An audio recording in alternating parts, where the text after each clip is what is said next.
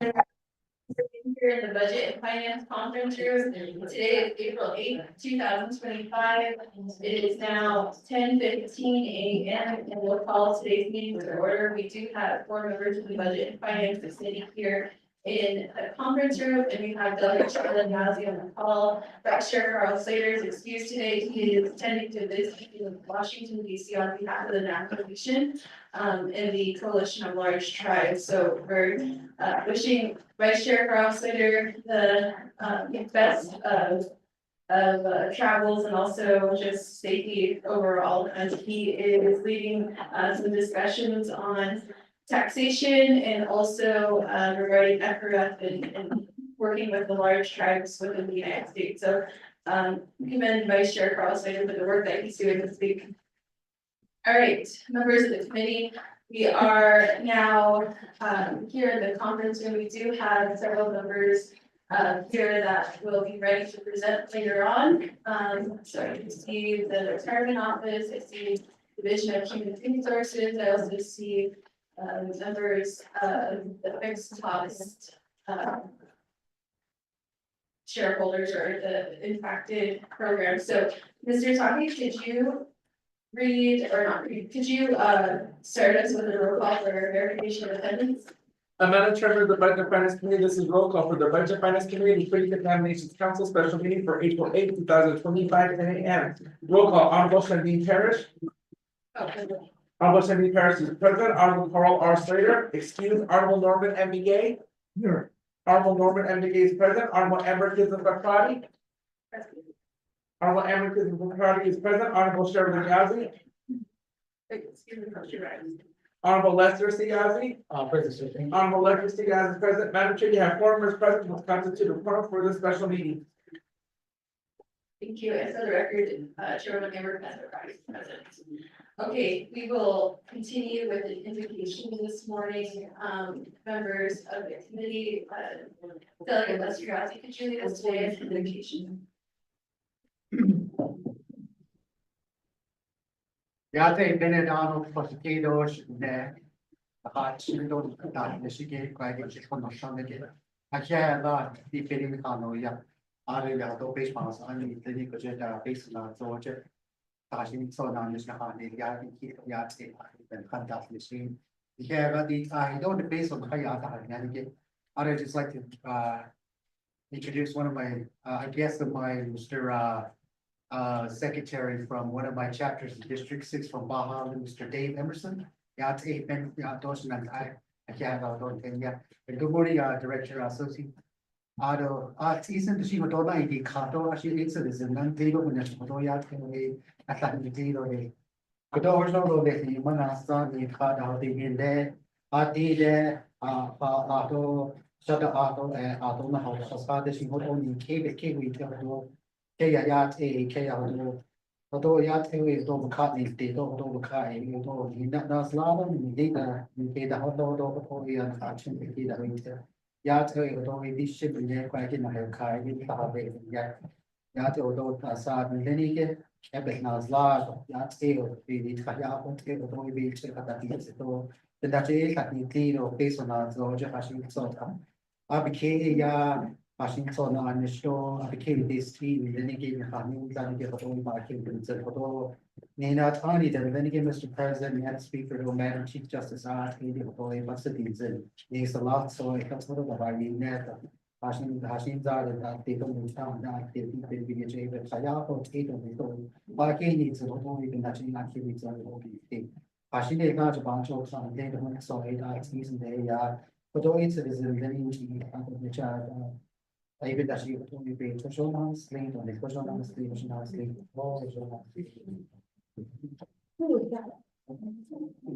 Thank you, Delegate Lester Yazzie for the invitation this morning, and welcome to Mr. Everson from Valhalla for being here today. Members of the committee, we are going to, before we move on to recognizing more guests and visiting officials, you can see today's proposed agenda has a section for our advisors for 2NC section 302. So I just wanted to verify for the record if the Department of Justice is on the call. No. They are not currently on call at 10:20 a.m. And is the auditor general on the call? Yeah. The auditor general is not on the call at 10:20 AM. And what about, Mr. McCabe is here. Also, we have our chief legislative counsel here, Ms. Espino, the Office of Management and Budget on the call. Yeah. They're not in the conference room as well. And what about, Mr. John's here on behalf of legislative services. So we will, for the record, we do not have the Department of Justice, the Auditor General, or the Office of Management and Budget on the call. Mr. Chalker, could you send an email out to our advisors to be on the call for the law? Thank you. All right, we'll move on, to recognizing guests and visiting officials. This is section number 2. For the record, is the executive branch, the Office of the President and Vice President on the call? Yes, Lauren Johnson on the call. All right, welcome, Ms. Laura Johnson. Thank you for being on the call today. Office of the Speaker, Mr. Rodenhorst is here. All right, and then Ms. Tatiana Billy is also here. All right, judicial branch, do we have anyone from the judicial branch here in the conference room or on the call? Hearing none, the judicial branch is currently not on the call. And Mr. Taki, could you also invite them to this meeting? I know there's Mr. Rodenhorst. In one of the reports today, we did ask the judicial branch to contribute to the discussion, so I just want to make sure that they were available, but thank you, members of the committee, that's for the record, and I don't know if anyone else would like to make any recommendations. Well, yeah, thank you. Today's where made this initial request, and I appreciate that the committee is keeping track of who's on the call. I just want to know with staff if we can monitor, because it is according to Navajo Nation laws that these individuals, should at the very least be communicating with the committee if they need to be excused or are not able to be on the call, and who would be in their place. It's only respectful not only to the committee, but for these programs to follow Navajo Nation law, which is paramount in a lot of our discussions and conversations.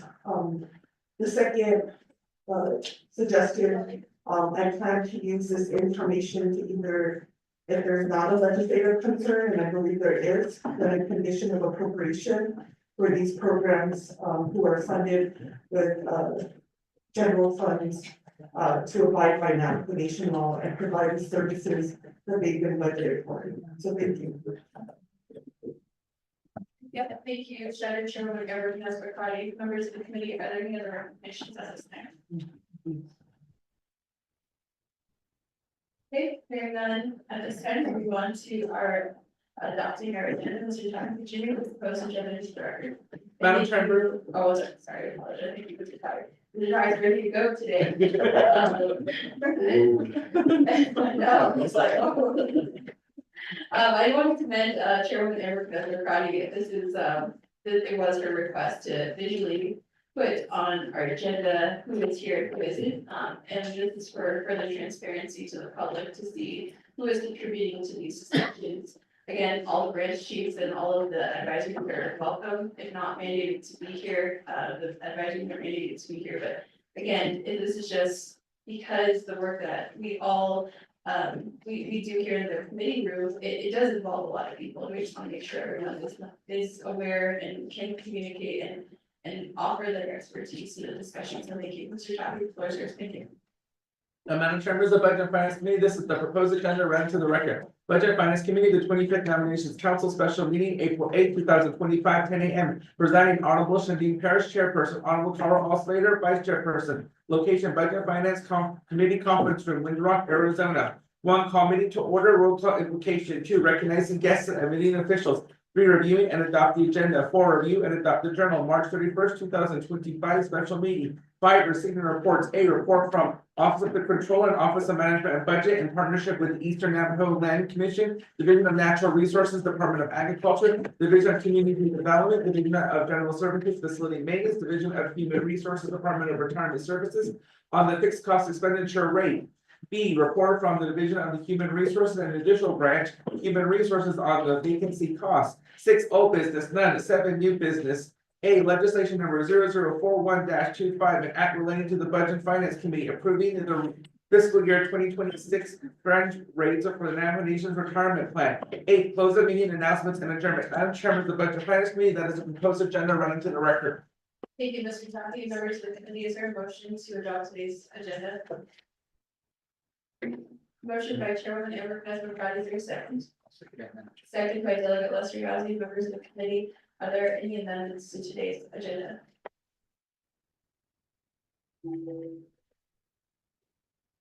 And while the committee is making that determination, Mr. Tati, have you emailed any of the reports out, that you received? Madam Chair, of the Budget Finance Committee, I did email out all the reports yesterday and this morning before 10 o'clock. We are still waiting on one more report, and that report is for receiving reports item 5B from the Division of Human Resources, and that report is still en route. But the remaining parts of 5B from Human Resources is all here. Okay, so Ms. Tati just said that the full report is here now. Yeah. Members of the committee, any comments, questions, or nominations?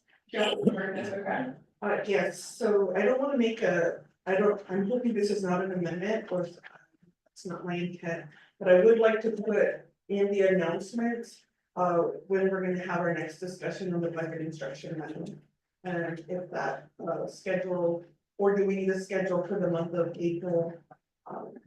When those conversations will happen, so that we can move forward with the bid and everyone's notified. And they do their part to contribute. Thank you, Chair. Thank you, Shadow Chairwoman Amber Kness-McCarthy. Members of the committee.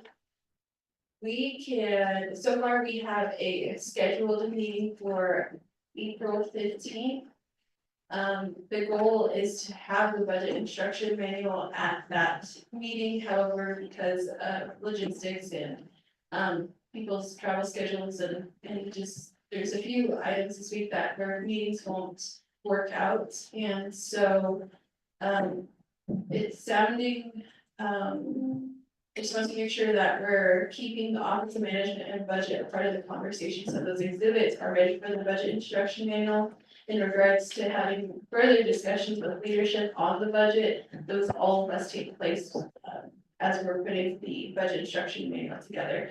So Chair Crotty, for further transparency and so that we can notify the public when these conversations are happening. And also we can share with the public when the actual budget instruction manual will be posted. I can say that today, I can make this as an announcement, however, I don't know if you wanna have it like written on the No. agenda, I not. I just wanna talk about it during the. Oh, okay, sure, No amendments, I know that. got it, so we'll just, I'll look at Mr. Talkie, because I think at the next budget and finance committee meeting, we'll definitely have it on the agenda for the record and so on and so forth. Thank you for your recommendation. Members of the committee, does anyone else have any amendments to today's agenda? All right, hearing none, at this time, we will go to roll call vote. Delegate Norman Begay, how do you vote? Delegate Norman Begay votes green. Delegate Shirley Gallus is excused until she comes. Chairman Eric Kness-McCarthy, how do you vote? Please have a green. Yeah, thank you. Chairman Eric Kness-McCarthy votes green, and Delegate Lester Yazdi, how do you vote? Chair will agree. Thank you. Delegate Lester Yazdi votes green, and Vice Chairman Carl Slater is excused today. We have 3 members voting affirmative, 0 opposed, myself not voting. The motion does carry on the agenda.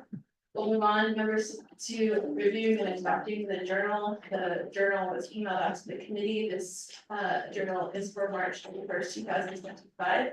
Is there a motion to adopt the journal for March 31st, 2025? Motion by Delegate Lester Yazdi. Do we have a second? Second by Chairman Amber Kness-McCarthy. Members of the committee, are there any questions to the journal? Hearing no questions, Delegate Norman Begay, how do you vote? Green. Delegate Norman Begay votes green. Chairman Amber Kness-McCarthy, how do you vote? I vote green. Chairwoman Amber Kness-McCarthy votes green, and Delegate Lester Yazdi, how do you vote? Chair will agree. Delegate Lester Yazdi votes green. 3 members voting in the affirmative, 2 members excused, myself not voting. The motion carries on the journal. for March 31st, 2025. Now we will proceed into our reports. We do have our first report from the Office of the Controller. The title of the report is Report from the Office of the Controller and the Office of Management and Budget in partnership with the Eastern Land Commission, the Division of Natural Resources, Department of Agriculture, Division of Community Development, Division of General Services, Facilities Maintenance, Division of Human Resources, Department of Retirement Services on the fixed cost expenditure rate. However, the main presenter will be our controller, Sean McCabe, on the expenditure rate of the fixed costs, and members of the committee, if anyone has questions to expenditure rates, several of the departments, divisions, programs, commissions, boards are here in the conference room. So Mr. McCabe, I know you emailed out the reports to the committee, and thank you for doing that ahead of time, but I'll give the floor over to you to begin your report. Thank you, Madam Chair, and members of the committee. So, as the chair mentioned, this morning, I emailed out a brief report where we do basically a 5-year look back on, well, I'll say 4.5 years, because 2025 is about halfway through.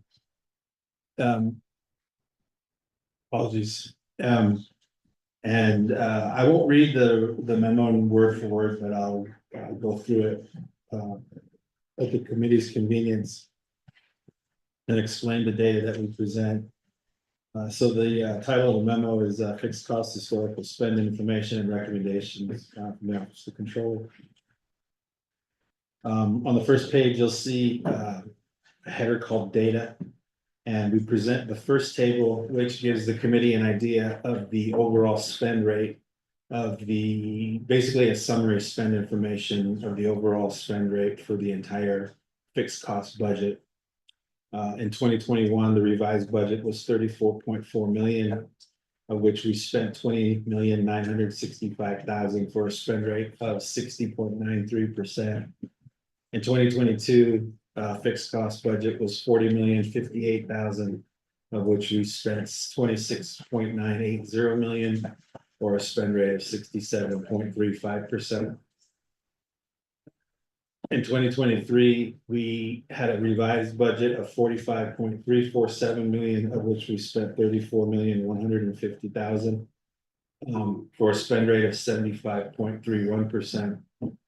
Fiscal year 2024, we had a revised budget of 41.504 million, of which we spent 28.927 million for a spend rate of 69.7%.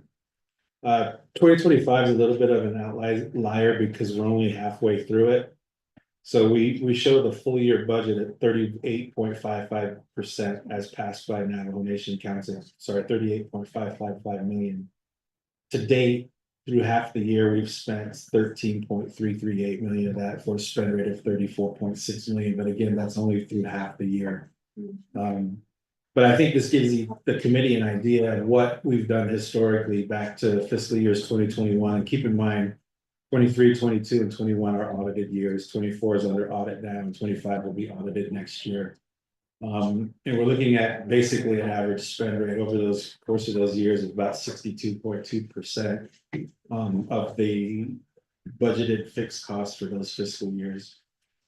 Moving on to the second page, we provide a little bit more detail by year where we show the actual business units by year and the spend rate per year.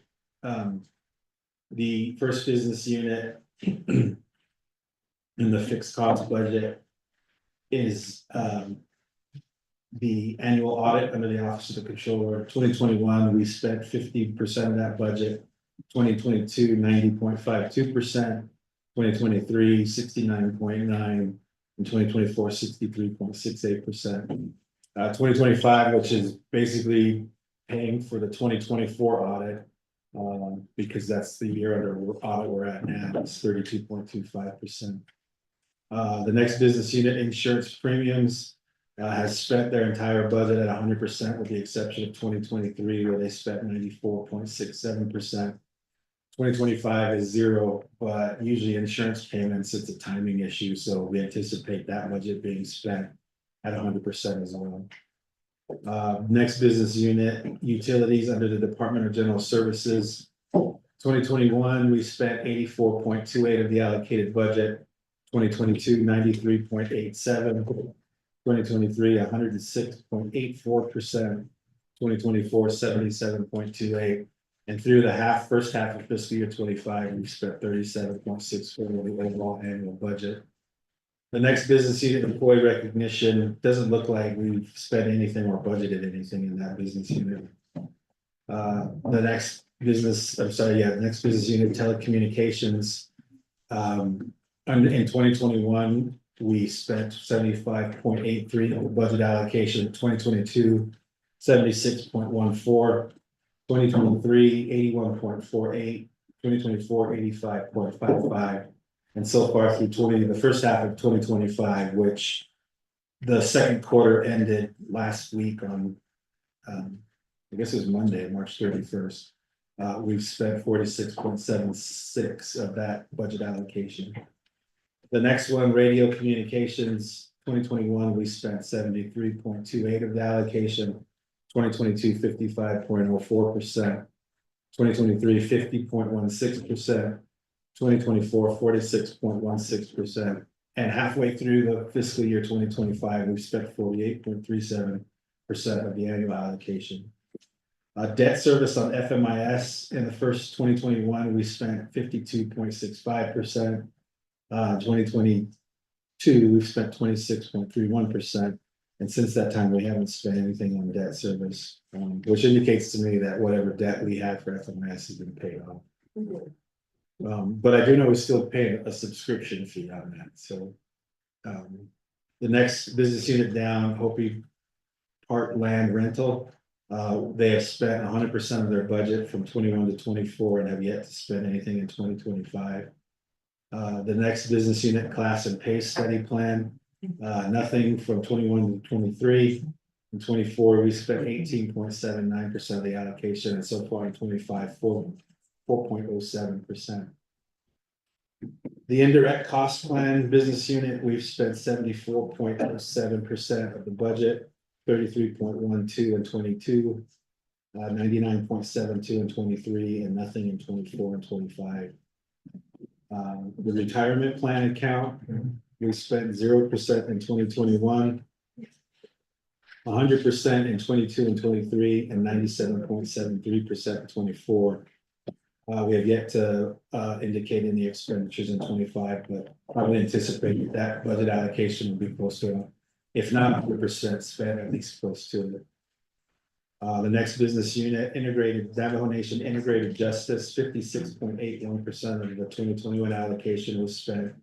32.96% in 2022, 83.34% in 23, 68.37% in 24, and 21.61% through the first 6 months of the allocation in 2025.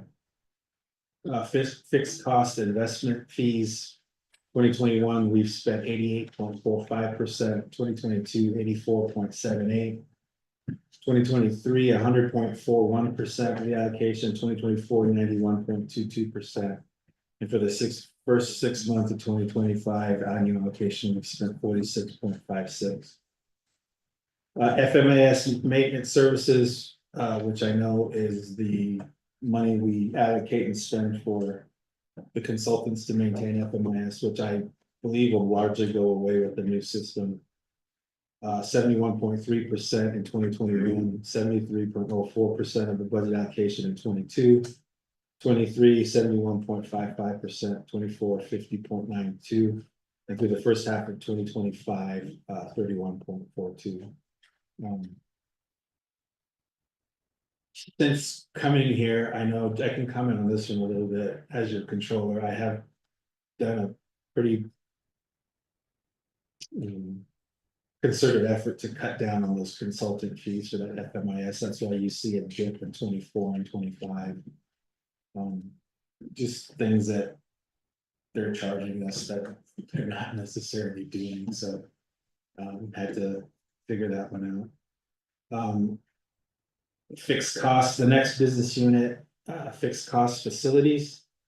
26.01% of the allocation spent in 21, 37.92 in 22.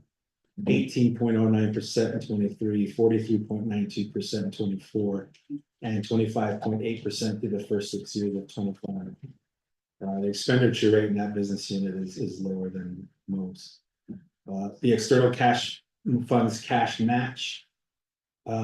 Which, as you know, is the requirement of Navajo Nation to match federal funds in certain grants. I think our largest one is Head Start. In 2021, 33.93% of that allocation was spent. 2022, 39.73. 2023, 51.68. 2024, 65.51%. And so far in 2025, we've matched 110% of the allocation that we were given. Fixed cost department of, not real sure what the rest of that reads, but in 2021, 100% of the budget allocation was spent. 2022, 0%. 2023, another 100%, and 2024, 86.88%. For the first 6 months of 2025, 8.51% of the annual allocation has been spent. The next business unit, NGS transmission costs, was not budgeted or spent in 2021. In 2022, 80.72% of the allocation was spent. 2023, 78.09. Last year, 24, all of the allocation was spent, and so far in 25, we haven't spent the allocation. The rest of them shouldn't die are office rentals, one for Office of Navajo Tax Commission. No allocation in 21, but they've spent 100% since and 50% through 2025. The next one, office rental for the Navajo Nation I think that's Human Resources. 0% of the budget spent in 22, 100% since and 50% through 25. The next office rental has been spent at 100% and nothing yet for this year. DED office rental, 2021, no allocation, nothing spent. 2022, 97.05 of the allocation spent. 2023, 83.14 of the allocation spent. 2024, 97.53. And through the first 6 months of 2025, 43.99%, but I would imagine we would expect it to actually end up spending close to 100%, if not all of it. Fixed costs in the Navajo Nation Elections Office, no allocation or expenditures from 21 to 23, 24, 13.82% of their budget allocation was spent, and so far through 2025, 8.1%. Not sure what this office is, and the second to last one, but 100% was spent in 24 and nothing yet in 25. And then the fixed cost for the new ERP system. The only allocation that occurred is this year, and we've spent 69.92 to get that new system in place. I think, Shaneka, this gives you an idea of what business units are spending at what rates. That all contributes to the summary that I presented earlier. And to end the report, members of the committee obviously make some recommendations. And Shaneka, these are the same recommendations we made when you asked for amendments to the BIM, where I felt like we need to redefine what fixed cost means and how we allocate money to it. I believe fixed costs should move more to a bare minimum, quote unquote, keep the lights on allocation. And the reason why I say this is too many times I get reports that, you know, a chapter's senior center doesn't have electricity and some division has to scramble to see where the budget is. I believe that those should be budgeted off the top so that we guarantee those lights stay on and those bills are paid. It's almost more of an administrative matter than it is a budget matter because they'll get paid either way. But I do believe that we should kind of shift our focus to making sure that those essential utilities, telecommunications, technology priorities are paid for first before allocating to operating budgets within the divisions. The Office of the Controller, in light of recent issues, is initiating a requirement that all invoices be sent to the Office of the Controller and not to the divisions. We've had situations where, I'll give you an example, in the Office of the President and Vice President, their phone bill, their phone service was turned off. We come to find out that we hadn't received a year and a half worth of invoices. So We had to get those paid to get the phones turned back on, but it's just the result of invoices flying all over Navajo.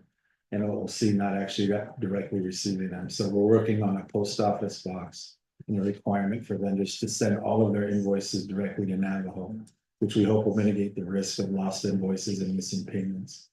So that's our recommendations in our report. As usual, I stand open for any questions and comments from the committee.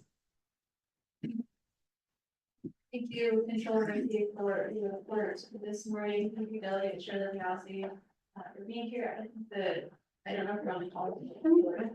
Okay, members of the committee, at this time, I'll entertain the motion to accept the controller's report. Motion by Delegate Mormon and Duguay, do you have a second to the motion? Second by Delegate Shirley Yasi. All right, members of the committee, does anyone have any questions for the report? Chairwoman and Councilor Pratt.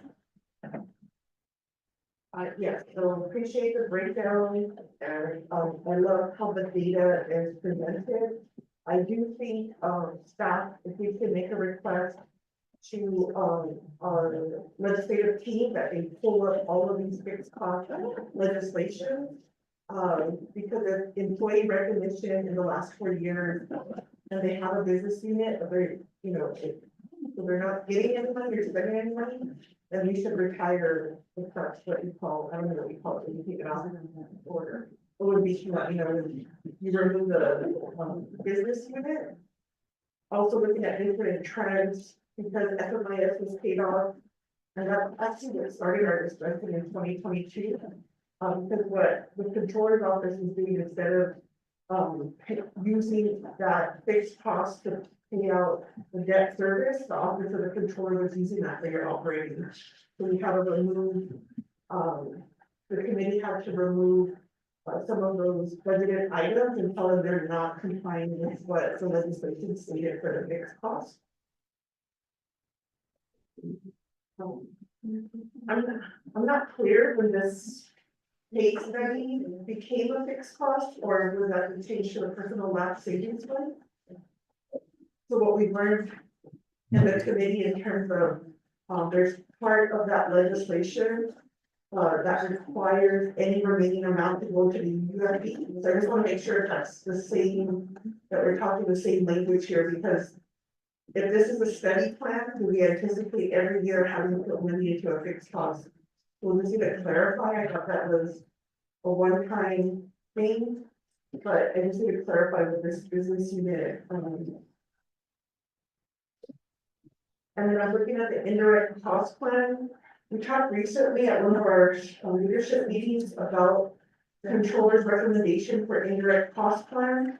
I just want to make sure I'm on the same line. Is this where the business unit, where the IDC funding, just help me understand this business unit 118017. I think in terms of a question, because judicial branch, my understanding that they house the integrated justice system to give us a better understanding on why they have this low expenditure. And it could be because some of the programs are getting different softwares and looking to update investment. I appreciate that you're reviewing and keeping our investment managers accountable for what they're charging the nation. Yes, we would need to know if we're going to integrate into ERP, what's going to be the maintenance service. We might have to amend that legislation. Because my understanding, all of these fixed costs are by legislation. So if we wanted to remove, modify, or add, it would have to be through legislation. Conversation we'll need to have with, or at least let the oversight know for facilities. This is a hot topic because all of our facilities are, they're not in a good state, but if you look at how much funding they're not utilizing, so there has to be some kind of plan with the division director so that the facilities can fully expend their dollars and make sure they're taking care of our now Nation government buildings. Lord knows we need updated facilities. So cash manage, I don't know if this one is fixed cost, Department of If someone can look up what's 118026. I think we have some of our OLB staff on the line. I did want to report on 118027, the NGS transmission cost. Because there's currently no plan to utilize that asset, and because we don't have a Department of Energy, it's just, we're just paying on something and the nation is not utilizing it. All of these office rentals, that's fine. I'm just looking at the election office, they're 13% last year. So when you pull up those legislations, what is the responsibility of the election office in requesting this fixed cost, and are they going to actually utilize the money? And you mentioned the office, 118036, so just a little bit more information. And, because what's gonna be proposed for this upcoming fiscal year, and what would be the total amount? And what do you anticipate, if you say to keep the lights on, I keep hearing you say that, and I agree.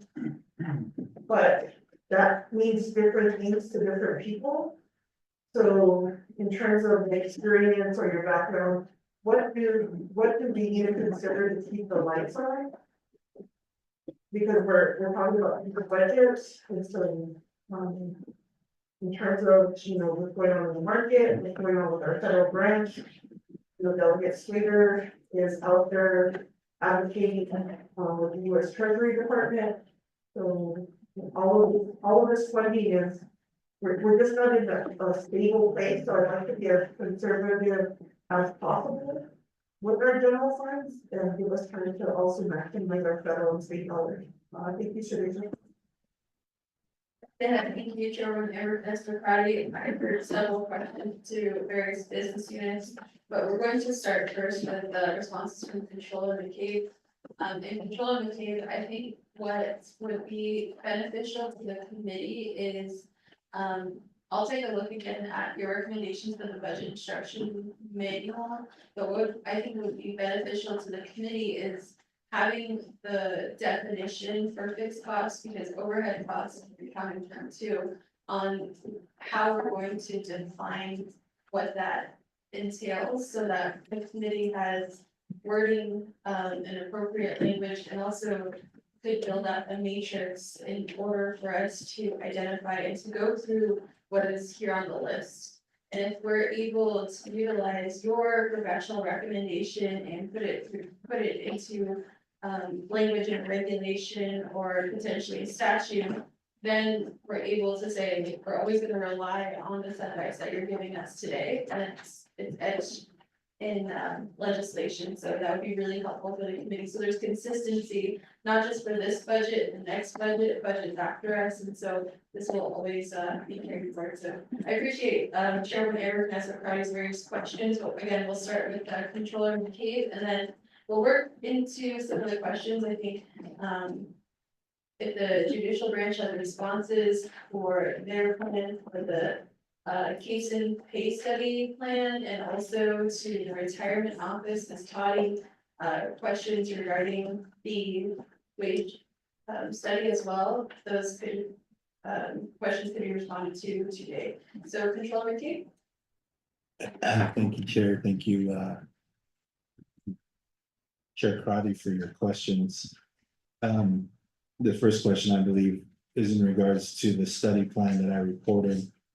I pulled up the detail. In 2024, there was a budget allocation of 1.396 million, of which 260,700 was spent, resulting in the 18.67% expenditure rate.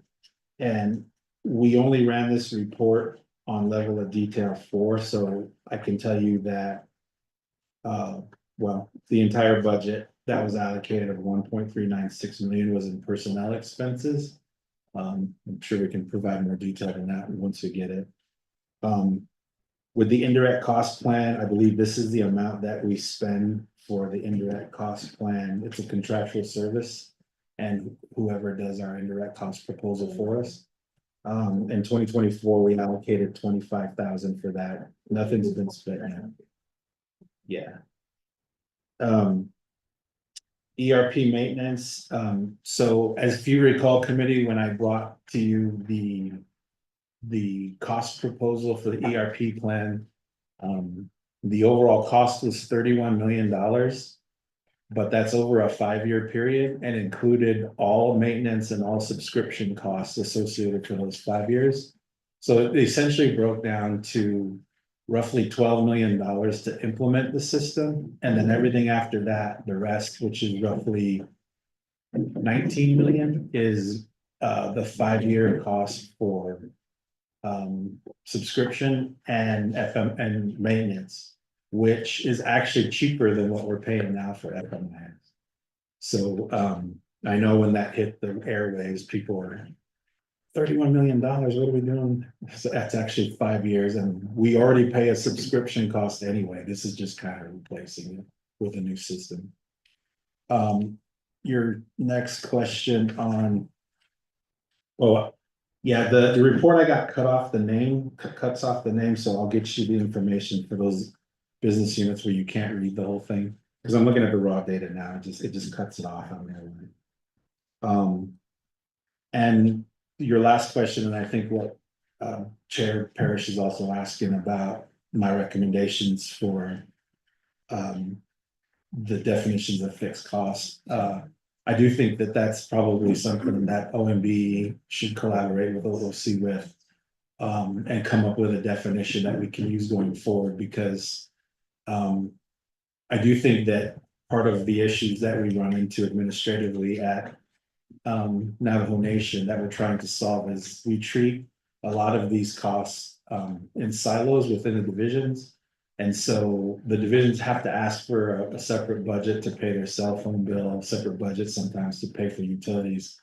I believe that in an effort to keep those services from being cut off and invoices getting lost at the divisions, which they do frequently, that we consider that as part of a fixed cost allocation that goes directly to one division. Like, I don't know why there's no reason. I mean, monthly phone bills are monthly phone bills, so are monthly utility bills. Why aren't those just coming directly to the office of the controller, where we can even auto pay them and then allocate after that? Right now, we have this crazy process where it has to go to a division, and that's how services get cut off. And so what I'm proposing is through the Appropriations Act and through the budget, maybe the BIM is actually defining those fixed costs, assign them to a division, and let that be handled entity wide so that we don't run into these issues anymore. I have already started talks with NTUA for auto pay. We really only deal with, I think it's 6 separate utilities. We deal with APS, NTUA, New Mexico Public, whatever it's called now. Used to be PNM. I don't really know. It's a public service company, I think. Then there's like 3 smaller ones that we deal with. We've already reached out to them, say how do we just get our bills on an auto pay, and then we can just allocate it accordingly after. That way lights don't get turned out, internet service doesn't get stopped, phones don't go dead. Because it's really an administrative reason why that happens, not that there's no money. It's just these invoices go everywhere, and a lot of times we don't even see them. And then I think if we figure out a way to legislate that those are all part of fixed costs assigned to one department, I think we'd solve a lot of our problems. But I do think as far as the definition goes, Chair Parrish brings up a good point about defining that. Maybe in the act or whatever, that way it's clear going forward exactly how that's supposed to be handled. But I would say we should invite OMB, OOC only, and the committee. I don't think we need DOJ or anyone else in the room when we do that.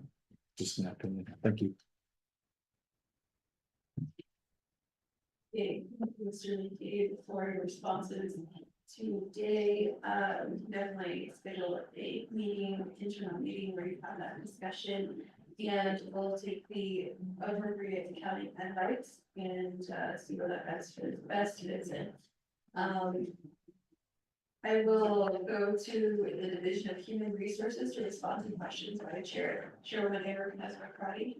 And then also I did see, Ms. Damon's here from the judicial branch as well. So we'll, Chair Carter, have questions about the case and pay, fixed costs, your plan, your integrated justice questions too about the fixed costs that the judicial branch receives and how the judicial branch is utilizing them. So we'll start with Administrator Sudotati. Thank you, Madam Chair and members of the Budget and Finance Committee.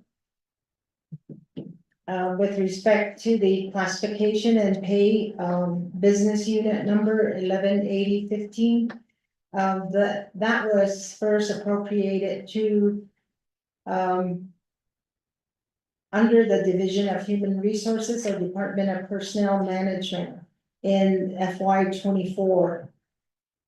And we did expend, as the report indicates, 18.79%. And the costs included step increase, costs for step increases, merit pay bonuses, and bonus payments. It also included an amount for sign-on bonuses. Sign-on bonuses have not been paid out. There was a zero amount paid for those sign-on bonuses because there was no policy in place to implement such a plan. However, the step increases, merit pay, and other bonus payments have been paid out using this account. And for FY 24, we did not get an amount from the judicial branch. However, during the budget development process and meetings that were held by the three branch chiefs, at that time, the judicial branch did provide us with information on the amounts that they would be needing for the sign-on, step increase, merit, and other bonus payments. So in the FY 24 budget, there was an amount that was indicated and provided by the judicial branch. However, we have not sat down together to discuss how that's going to be handled. It was also budgeted under the Division of Human Resources, so we have yet to discuss with the judicial branch, Ms. Damon, on how that's going to occur moving forward. So that's my response to the classification and pay business unit number 118015. And according to Controller McCabe's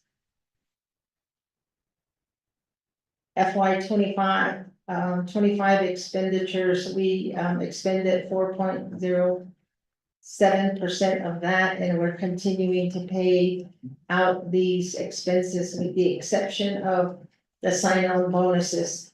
And there has been a lot of requests regarding the sign-on bonuses. We do have proposed policies that will be included in the policy amendments as we're moving forward.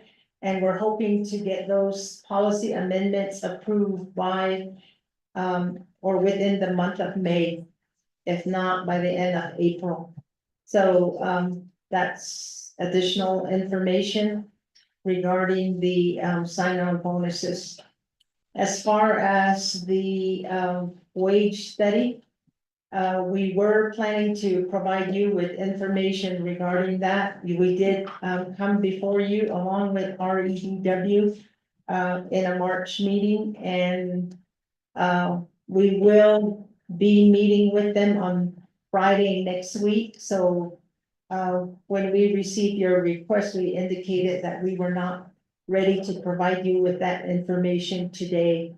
However, we should be ready in about 2 weeks to present that information to you. When the two representatives from REDW were here, they did indicate that at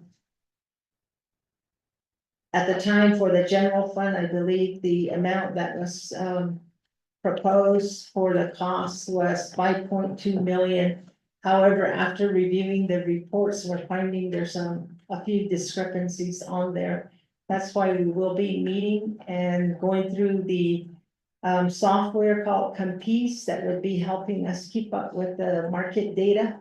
And for the study, we do have quite a few employees that are below market rate, and the projected costs with 5.2 for the general fund positions would be to bring them up to market. So not all the employees will receive increase based on the study results that we were provided as first draft. So we will be more prepared to provide you with that information in about 2 weeks. Thank you.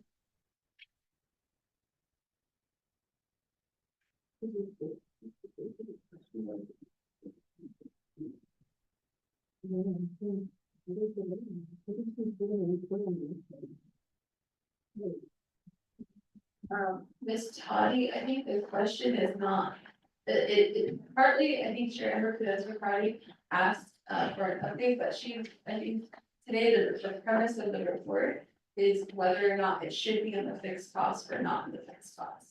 So we don't know what your future plans are with this money in the future because of your expenditure rate. So we're looking at specifically the expenditure rate for this fixed cost. Do you have plans for the rest of the money? I think that's the larger question is, what are you doing with the money? Are you utilizing the money? Is the money necessary for the next budget? I think those are outstanding questions that the committee is asking for the report. But in regards to the second report about vacancies and stuff, that's report number B. We're still on A, so we're just talking about fixed costs right now. Thank you, Madam Chair and Delegate Prodi, thank you for your question. And as far as the plans for the use of the funds, we are continuing to pay out step increases for eligible employees, as well as merit pay bonus and other bonus payments. So No, fixed costs, not the personal, the fixed cost dollars that you receive. 118015. that's the one that, I'm sorry. Go ahead, is that the one you're referring to? Yes. Toddy? Because I thought the step increases and bonuses, those go to the personal ops fund. So we're talking about the fee study. So the fixed costs, you receive money for the fee study. So what is the plan for those dollars? We are currently paying out those expenses. So there's two parts to that. The classification and pay study was the title that was given by OOC when we originally got the funding to pay out and to maintain the classification and pay plan study for those amounts. So Ms. Toddy, are you aware that business unit 118015 class and pay study in FY 24, you only expended 18% of the fixed costs? And then also in FY 25, you only expended 4% of the fixed costs? Are you aware of that? not until today, yes. Okay, so the committee today is receiving a report from the controller on all of the fixed costs that we budget and how much everyone is spending out of those dollars. So that's the premise of this report. So we're asking, what is happening with the low expenditure rate? What is your plan? Do we need to reduce your annual allocation because clearly you're not spending all that money, so I don't know what your plan is for that. Thank you. One of the issues that we had from the beginning was that there was concerns from OMB. They were concerned with how the approvals were being handled for this fund from out of that 118015 account. The other is that, judicial has not been able to expend because we have not sat down and discussed with them how, that's going to be handled. We, spoke briefly with Ms. Damon and we indicated that they would just submit their requests and we would sign off on it for them because they operate under different policies and procedures. So, that has not taken place yet. So, I believe Ms. Damon is here and can respond to that. So our expenditure rate should be higher than where we're at now, once we resolve that issue. Thank you. I just wanna say that Ms. Toddy, you've been the acting division director under the migrant administration, which you've had a leadership position in FY 24 and FY 25, now we're going into FY 26. You're the acting division director that needs to fix this. If you're saying I haven't sent an email to the judicial branch, that reflects on your leadership. And that's concerning because this is millions of dollars that isn't moving for the benefit of the Navigation employees to get increase in wages. As council delegates, we get constantly told, okay, well, we need to increase the wages, the president gets told this too. But yet, there's no collaboration between the judicial branch and the Division of Human Resources, that's a problem. That's a legislative concern, if anything, that's a condition of appropriation if you're not doing your job. We don't have time anymore, we don't have, oh, we're gonna fix this in the next fiscal year, we don't have that anymore. This should have already been done. But if you're saying that the judicial branch has their side of the story, I'm gonna go back to Chair Edward Canesser-Friday, if you'd like to hear that, if that answers your question today. Let me ask the committee, you wanna hear this back and forth? Or just direct them to work together, and then we're gonna do a condition of appropriation? Yeah. Because I'm not their managers, they're getting top pay. Yeah. They say in the budget, they're gonna do this. what the progress is. Yes. So I'm not gonna ask any more questions, I'm just gonna say, by the next meeting, they need to tell us, because when do we need to figure out fixed costs? By the thing, Yeah, so by our next meeting, by next Tuesday. that's as long as we're gonna give them, or if we're gonna make the decision for them. Based off of the data we have. We might put the funding off together, Well, that's what we'll just research. I'm not gonna coordinate a meeting with offices. You don't coordinate my meetings, I'm not gonna coordinate yours. I think, okay, so if Racine is not gonna do this, then if the judicial branch doesn't plan to spend this. Then they need to give it to us too. You can't just say, nobody talked to us. I know. Yeah, but we don't wanna hear it. We don't wanna go back and forth because we already have this conversation. I remember with the CR, that business unit. Yeah, I just say, okay, no more questions here. I don't have any. Just put them on the agenda again for that update and that'll be their final time they can give us their fixed cost. We'll allow, so in our next meeting on April 15th, we'll have the final, if the judicial branch is gonna offer how they're gonna spend the dollars, then we'll hear that. Or, if the HR department's gonna do what they're gonna do, but I agree with Chair Esper-Crotty, the Budget and Finance Committee is not the mediators of this discussion. We appropriate funds in order for these dollars to be spent. And, if you're a division director making over $100,000, that's 4 times my salary. So you should figure this out.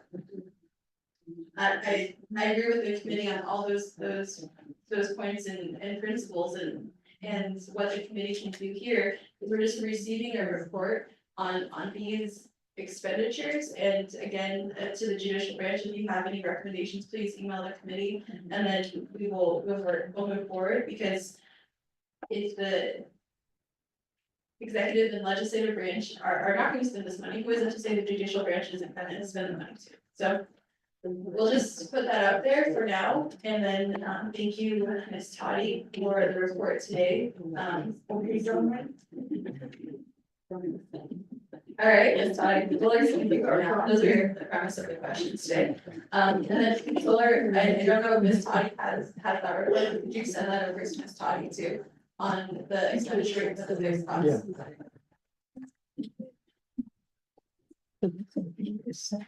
All All right, the next one was, got the question answered about the indirect consultants. Let's see. Chair Emmer, Councilor Friday, did you have any follow-up questions? I think all the questions you asked were already answered. Okay. I know that, okay. So I just wanna give opportunity for anybody else who receives fixed costs, now that you've seen this report. Or heard the report, my concern would be, I don't know, election office, I'm looking at the agenda.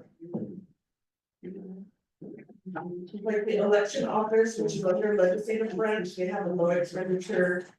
Saying, it looks like same forecast for this year. Facilities. The indirect cost plan, so I don't know, was there not a consultant this year, and that could impact our IDC rate? Radio communication. So if they're not, if they're in the room today, I'd like to hear from them about what their fixed rates and the challenges, and then if we need to lower that fixed rate to the upcoming 2026.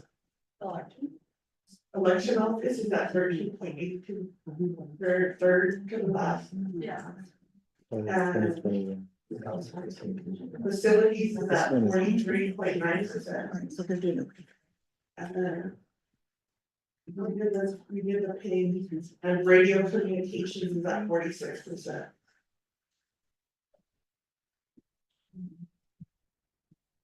I'm a little bit concerned with utilities at Department of General Services, but. Hopefully they finish strong. Cause they're just used to getting a fixed allocation. And there's no, cause these are different oversights, but it fixed cost comes to budget and finance, so this is our time to hear from them. Their fixed cost for the next year. That's why I wanna see the legislation, because I don't know if the legislation states how much should be in the fixed cost. Cause then maybe we can work with the control to modify. If we're gonna get a definition. Or amend the definition and then see. Because if they're just gonna sit on the money. There's so many programs that need additional support. Like we're having a conversation about, our search and rescue. The search for missing relatives. If they're looking for support and, Snakes is always looking for support. I think that there's programs that are looking for support and there's navigation programs who just sit on their money. Chair Emmer, Councilor Friday, maybe what we can do is, I can write a memo out to the fixed cost. I know that, it comes from OMB, the Office of Management and Budget works with the fixed cost recipients on developing a budget, or they've received that budget. So there's potential for us to ask a question to them or to put them on notice today. Now the Budget and Finance Committee has your expenditure rates for the past 4 years. And if you don't respond, I guess, to the call today, then who is to say they're part of the fixed cost? Because I think we were talking in the committee from a zero balance budget, right? Building our way from zero up and saying this is what should be in there, it should be a part of it. I don't see the general service director, division director here. He's receiving a great part of the money here today and he's not here. So they were all, this is public notice that they were on the agenda, Mr. Taki sent an email out, I'm working with OFB to get that fixed cost budget in there. Mr. Vial have the Office of General Services replied to you on the fixed cost budget? To our knowledge, as of this morning, no. See, they're not working with Mr. Vial either, and Mr. Vial has put several notices out last Friday, this past Monday. Mr. Vial has been pressing the fixed cost recipients to send in that information too. So if you're receiving these dollars, it's not guaranteed. I mean, if you're not spending it, how can it be guaranteed? It's just sitting there, you're not drawing down any of these dollars. So members of the committee, does anyone else have any questions? I'll go to Delegate Lester Yagowski. Thank you, Mom. Thank you, Madam Chair. Yeah, I'd like to, members of the Budget Finance Committee. Keiko, Nikito, Adet, Nicolette, I see, and those that are online. I'd like to say good morning. Madam Chair, I'd like to offer a comment and also a question, but first of all, I'd like to appreciate your work, Controller. Thank you, Ken, Mr. King. I think this transition from the MIP into the ERP, so transition. I know you did some workshops and I kind of lost in there in between, but David has some super users, so I'm really looking forward to getting up to date, real lifetime information out on our finance system and navigation. My question, sir, will be, our action chair, is I'm concerned about the 118027, the transmission cost. Would we be able to have possibly a meeting to have that discussion if it hasn't already been done? Just because right now, it sounds like we're not receiving any services, any revenue. And the infrastructure might be depreciated, so I don't know why we're investing 100% of our costs into that initiative. So that would be my question, if we could possibly explore that budget unit number for the NGS transmission costs. I guess yeah. All right, thank you, Delegate Lefty. I'll do a first call for the Division of Natural Resources. For training. Second call for the Division of Natural Resources. Oh, are you in the Division of Natural Resources? I'm with the Minerals Department and I was told by Rowena to come, but she wasn't able to. Okay, so you're here to report on the NGS transmission line? I was here to support with any questions. I don't. Are you able to answer questions on the future plans of the NGS transmission costs? I can answer a little bit and I prepare a report, or at least an information sheet. I think that will be okay for now, but we'll ask Mr. Taki to send out an email to the Division of Natural Resources for an update on those costs, because I think that can be handled via email or memo in the meantime, but we'll welcome the rest to the stage. To the presentation, the chair.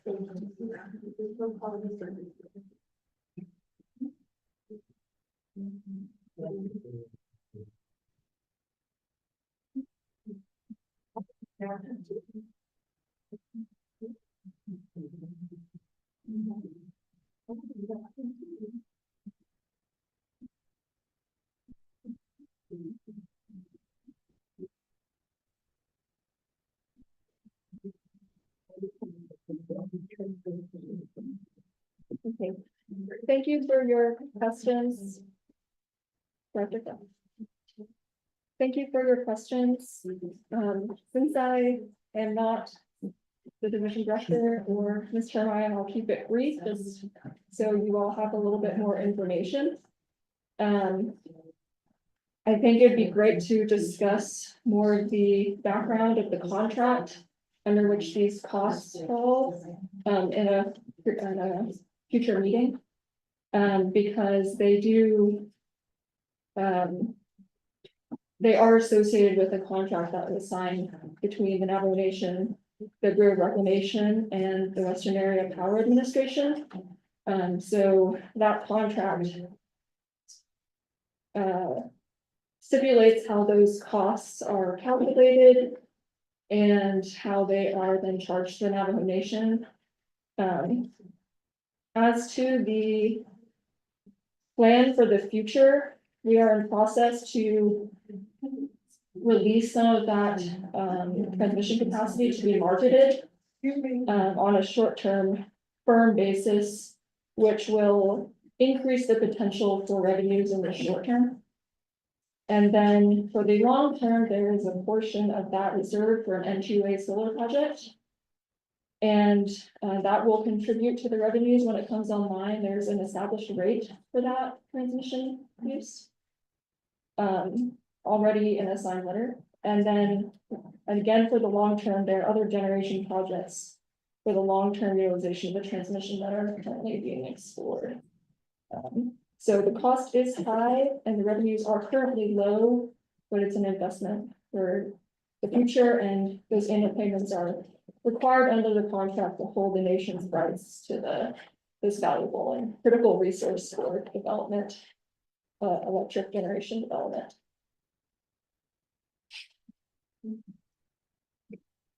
All right, sorry, I think I didn't know what's your name. Oh, sorry, my name is Mia Wei. I'm a U.S. Department of Energy fellow working within the Minerals Department. And, like I said, Rowena Jeremiah, my manager, is on travel this week to a conference and could have attended. All right, thank you, Ms. Wei. We do have the Division of Natural Resources and the Director here. Almost on cue, huh?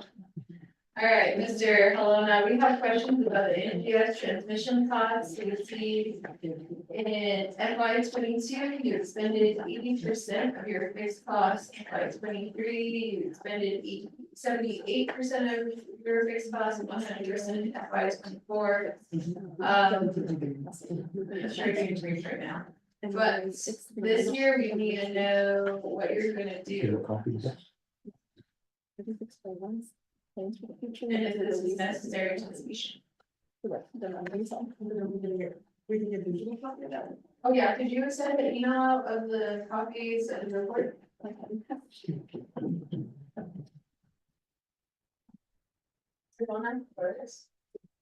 is on the fixed cost for the Indian transmission cost. Good morning, Madam Chair, members of the Budget and Finance Committee. Catch my breath, I actually ran over, anyway. Yeah, everybody wants to see that, okay.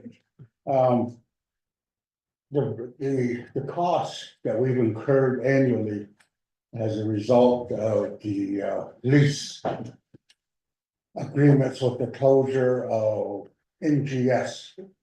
At the time, the nation decided to retain 500 megawatts of the transmission line.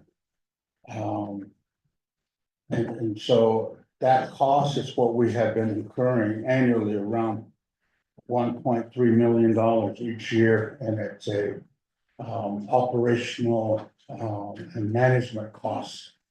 And we don't get the actual amount until at the end of the year. So for 2025, at the end of 2025 is when we will receive the actual costs that we have incurred. And so we've been kind of conservative by just budgeting about 1.3 the average each year. And then also sometimes there may be a credit from previous years. We won't know that until at the end of the year. So sometimes there is a credit. And so, but I don't think we have any credit now. And so what we have done is we made a decision from the division working with the mineral department. Maya was instrumental, is that, you know, rather than keep talking of what could we do with it? Okay, we're talking about 500 megawatts and 200 megawatts goes west and 300 megawatts goes south. So there is a need in the grid to be transporting power. So we have contacted WAPA and explained to them the interest of the Navajo Nation to put our 500 megawatts on the market.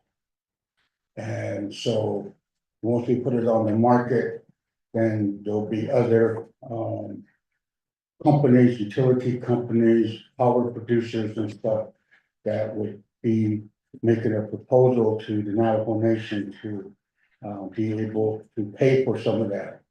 And currently, the first average will probably be about $60,000 to start out with. The plan was, I guess, in 2017, was the establishment of the energy office.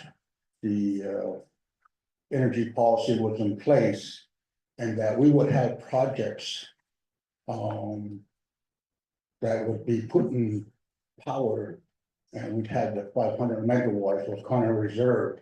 So we would have a way to have an interconnect out. And so that was the foresight. Unfortunately, here we are 2025 and just now we're getting to develop that market and looking at projects that are coming online that would be being able to purchase some of the megawatt capacity on those transmission lines. And so once more projects are developed in the area where they can connect onto those power lines and the old MGS site, then we'll be able to be generating revenue with our 500 megawatts total when it's at full capacity use. So that is how the fixed costs have been incurred annually as a result of this transition line maintenance and operation costs that the nation has incurred. Thank you, Mr. Colonna. You're focusing today on the future plans for these dollars and if it's necessary to continue having business unit 11 or 118027 part of the fixed costs. So we need to know, today the Budget and Finance Committee is taking a look at the expenditure rates of everyone that's receiving fixed costs. And we got the data from the controller on who's spending their dollars and who is not spending their dollars. But we need to know, it's great to know that you don't get the final bill until the end of the year, like 0% right now. But I think the committee's interested in understanding why we pay $1 million into this asset when it's slowly depreciating just because of time, wear and tear, and so on and so forth. But we want to know what the Division of Natural Resources has in store with, I suppose, RDC,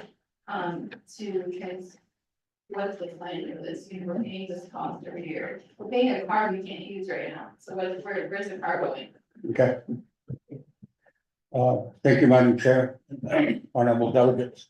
So the plan with this car, one is to see how many other people want to get in the car with us. Because we have this 500 megawatt. So that's why we have officially notified Wapak through a letter that we are interested in marketing and that they can help us market the 500 megawatts. And so that will start bringing costs down. And meantime, the other part is, which energy producing projects can happen quicker and faster. There is some interest from NQA from one of their projects to possibly get 100 megawatts of the 500.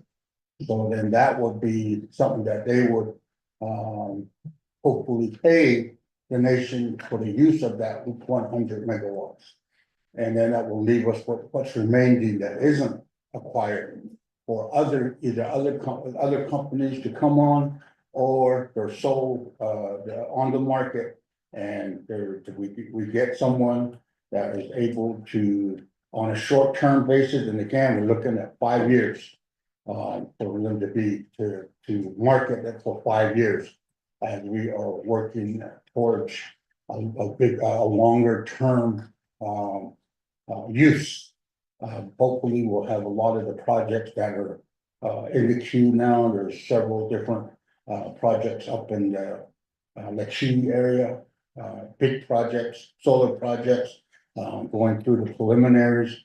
Perhaps within that 5 years, they'll be completed up, they have interconnect out, and that's where the revenue will now offset the cost of the maintenance and the operation of those lines that actually BOR owns. We'll just have a seat in the lines to get power out, in and then out. Thank you. Thank you, Mr. Helena. We'll go back to the committee for questions. We'll go to Chairwoman Erickson McCarty. Thank you. So part of this report, I want to know is staff confidential. But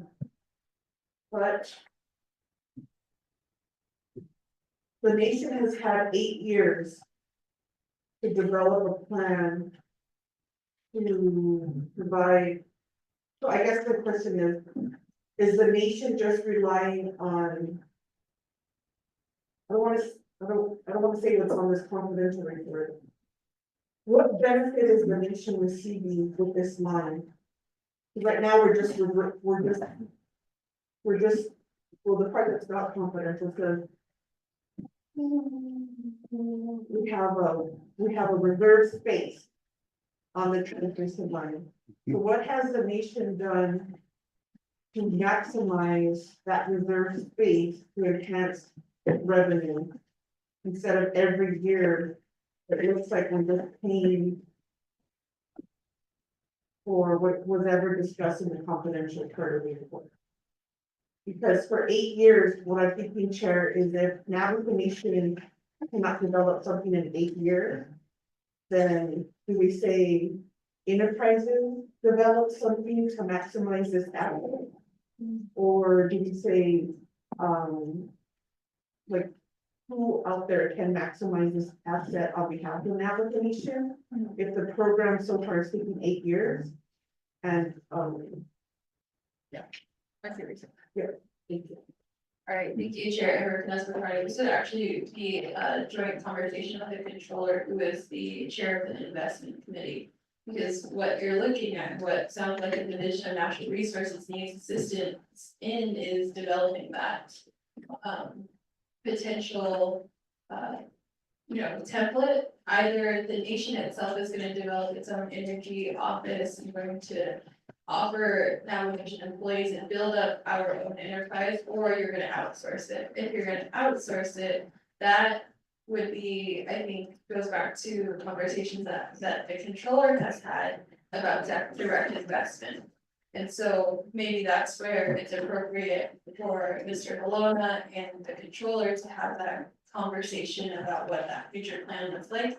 Because I think to Chair Everybody's points about what are we doing with what is available to us?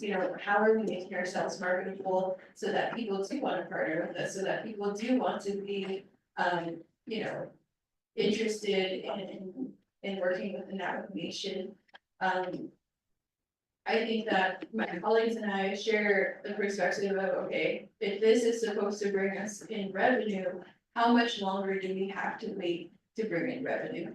And the longer we wait, the longer that asset depreciates. And so the way that we can assist is potentially bring that conversation to the controller and the investment committee and the budget and finance committee on how to better modify that model. I know Controller McCabe is updating the master investment policy and working with a few individuals to update direct investment to the Navajo Nation. So that's forthcoming. That is very soon. So potentially those amendments are going to be made by summer. So we'll work on that and keep you apprised of it, Mr. Colonna. But Chair Everett, does that add to your questions and line of thought? I'll give some time to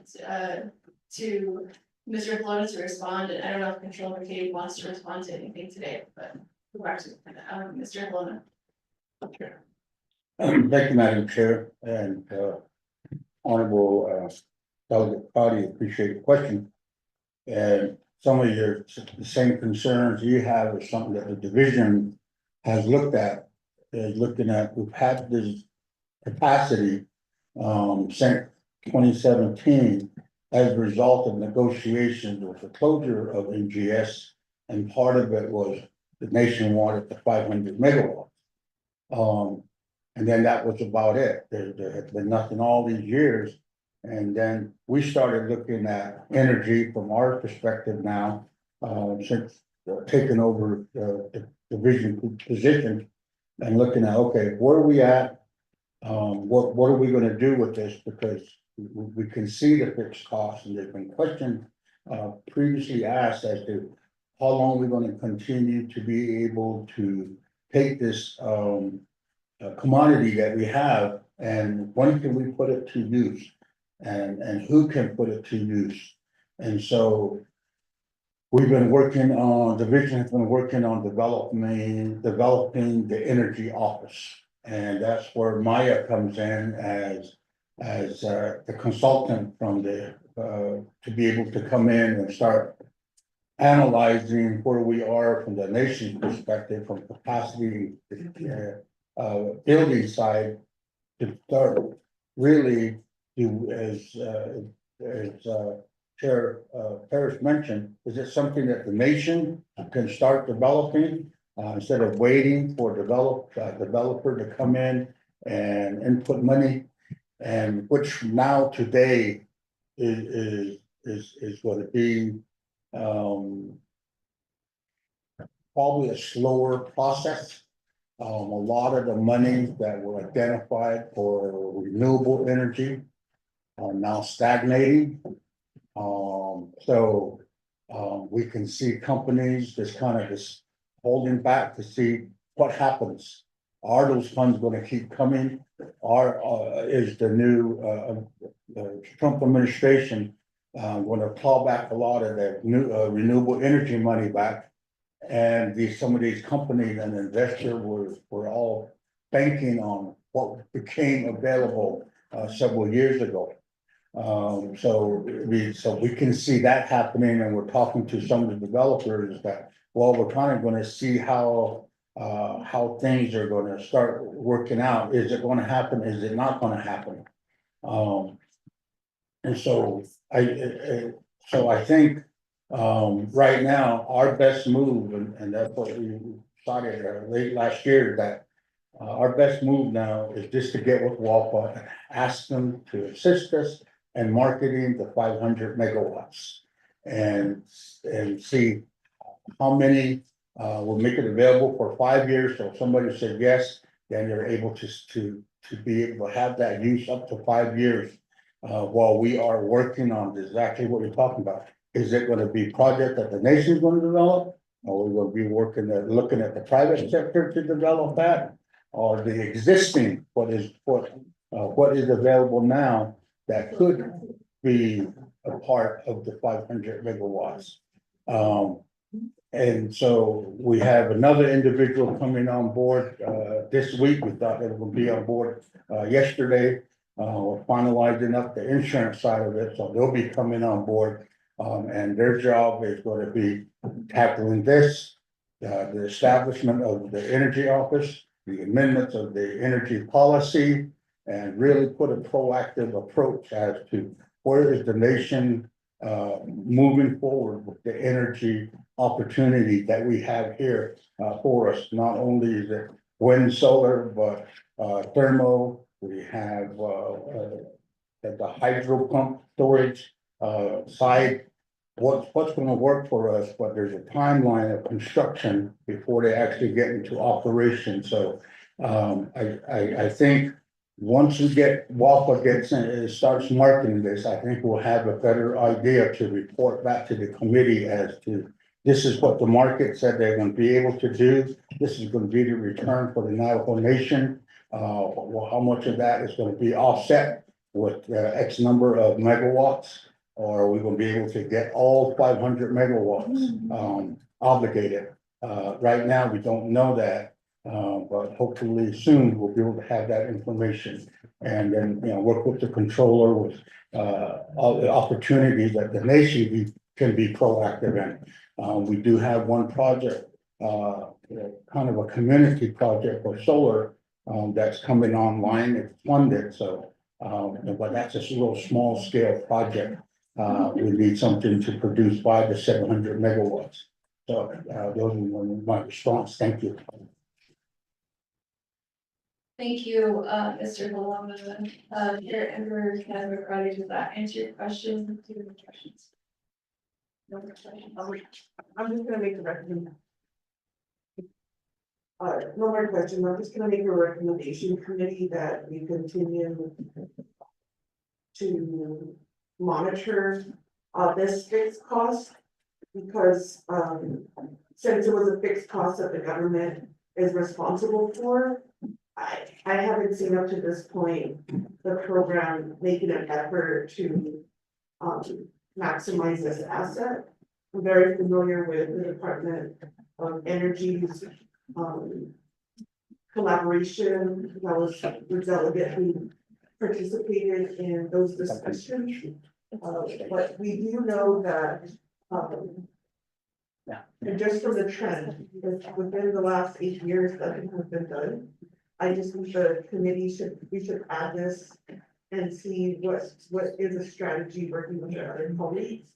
And then because it just seems like business and government doesn't work together because there's different objectives. And so what would be the recommendation to maximize this asset that should be in the market? Whether or not now the federal government, like we could have locked in 8 years of federal grants to help support and that was the whole point of these conversations with the Department of Energy. We still have Biden in office and we had a Navajo relative who was head of the Department of Energy in Affairs Department, Taylor Johns. So Navajo Nation really missed a critical opportunity through the Biden administration, and now we have to. So I just think when it's a government functions, there's not an urgency. And so those are my comments. Thank you. Thank you, Chair and Professor Cardi, members. Does anyone else have any questions?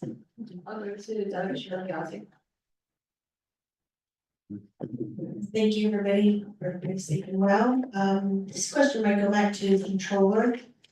I wanted to know with the new definitions around fixed costs, what steps will you be able to coordinate with OMB and the other departments? Or just OMB, and we want to keep it simple. The other question is, in this new definition, how would it affect department's autonomy and then discretionary budgeting? So that would be, 2 questions for now. Thank you.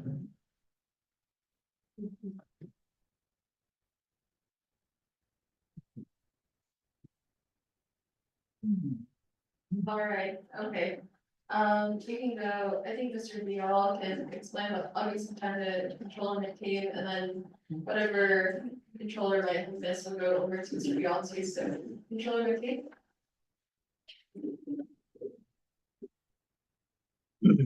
Thank you, Chair. Thank you, all the delegates for the question. So right now, I haven't had any conversations with OMB about this or the divisions. It's something that I think the Office of Control is recommending, so. What I'll do is start coordinating these meetings with OMB and we'll start thinking about it. And any, potential effects on budgeting, discretionary or otherwise, because right now. I think this is the 3rd budget under this committee and the controller. And we're starting to learn a lot about what's happening and what's not happening, and I think. In an effort to. Really review policies, procedures and the accounting system, the budgeting piece will probably be. A big part of what we wanna. Make easier, I think. So I don't know the answer to that question, but I'll definitely coordinate what will be, in other divisions as necessary to start figuring out that information and getting effects. I think you Controller McCabe, if we could get a response back to the committee as soon as possible, as we are contemplating the FY26 budget section for this month.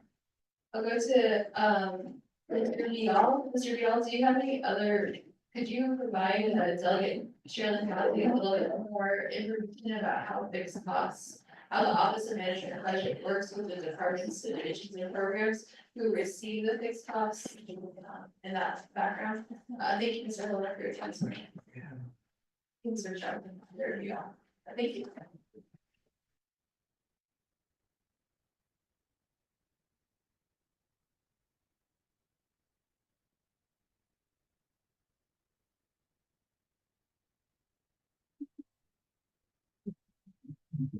Sorry.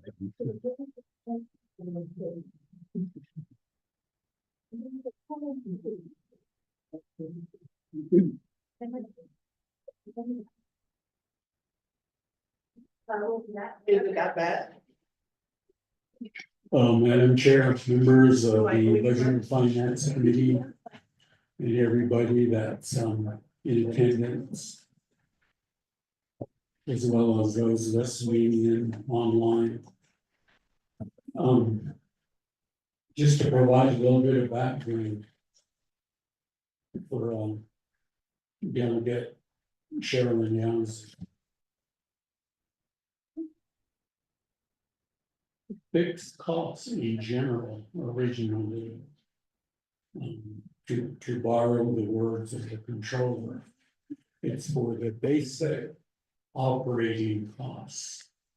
That are universal to the government. Such as he uses the term to keep the lights on. So it would be things like utilities, sometimes payments that we have to make. Like insurance premiums and so forth. That apply to literally all programs and or employees. But it's better to consolidate it into one main budget. That in general has been the thought all along. Now, over the years, the listing of fixed cost budgets has grown. Because you just heard from Navajo transmission line, that's a relatively new one. That came about due to the closure of the power plant. On my page. And so.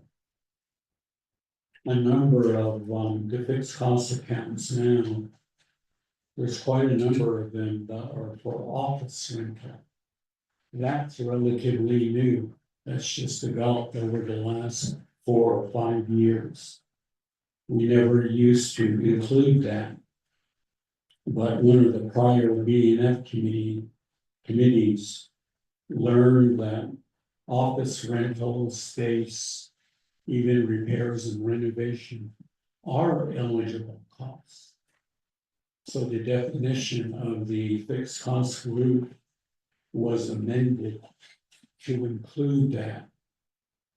And every year, therefore, and subsequently, there's more and more office rental costs that are added or included.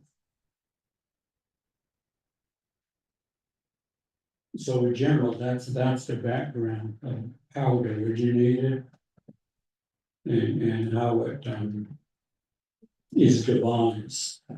So what we do from OMB at the beginning of the subsequent year's budget process, we would send a notice to all of these entities, these particular budgets.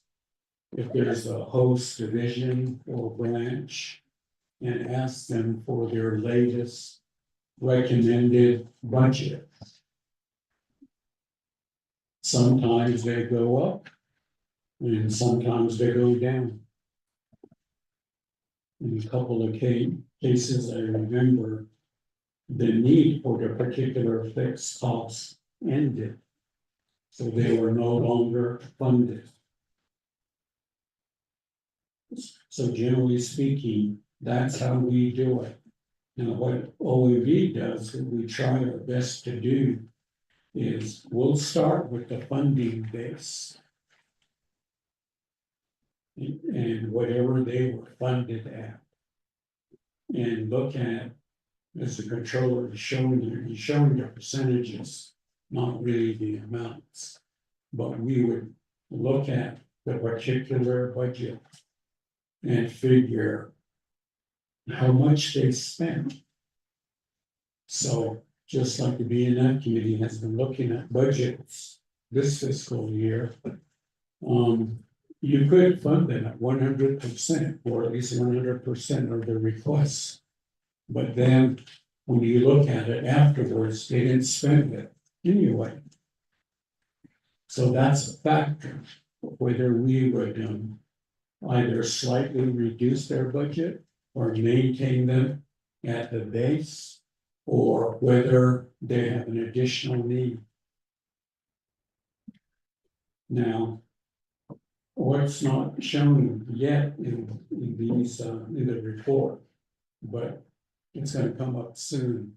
when The Budget and Finance Committee gets to reviewing the proposed fixed cost budgets as they come up. Oh, about a third of them get indirect costs too. They get IDC. And that IDC will either go up or down depending on the annual IDC recovery plan allocations. So all of that's put together and we come out with a recommendation that's provided to leadership. Now, by and large, we do our best to be realistic about it. Because as Chair Parrish mentioned at the beginning here, whatever this amount is, 30 million, 31 million, which is what it's been in the last couple of years, it's taken right off the top.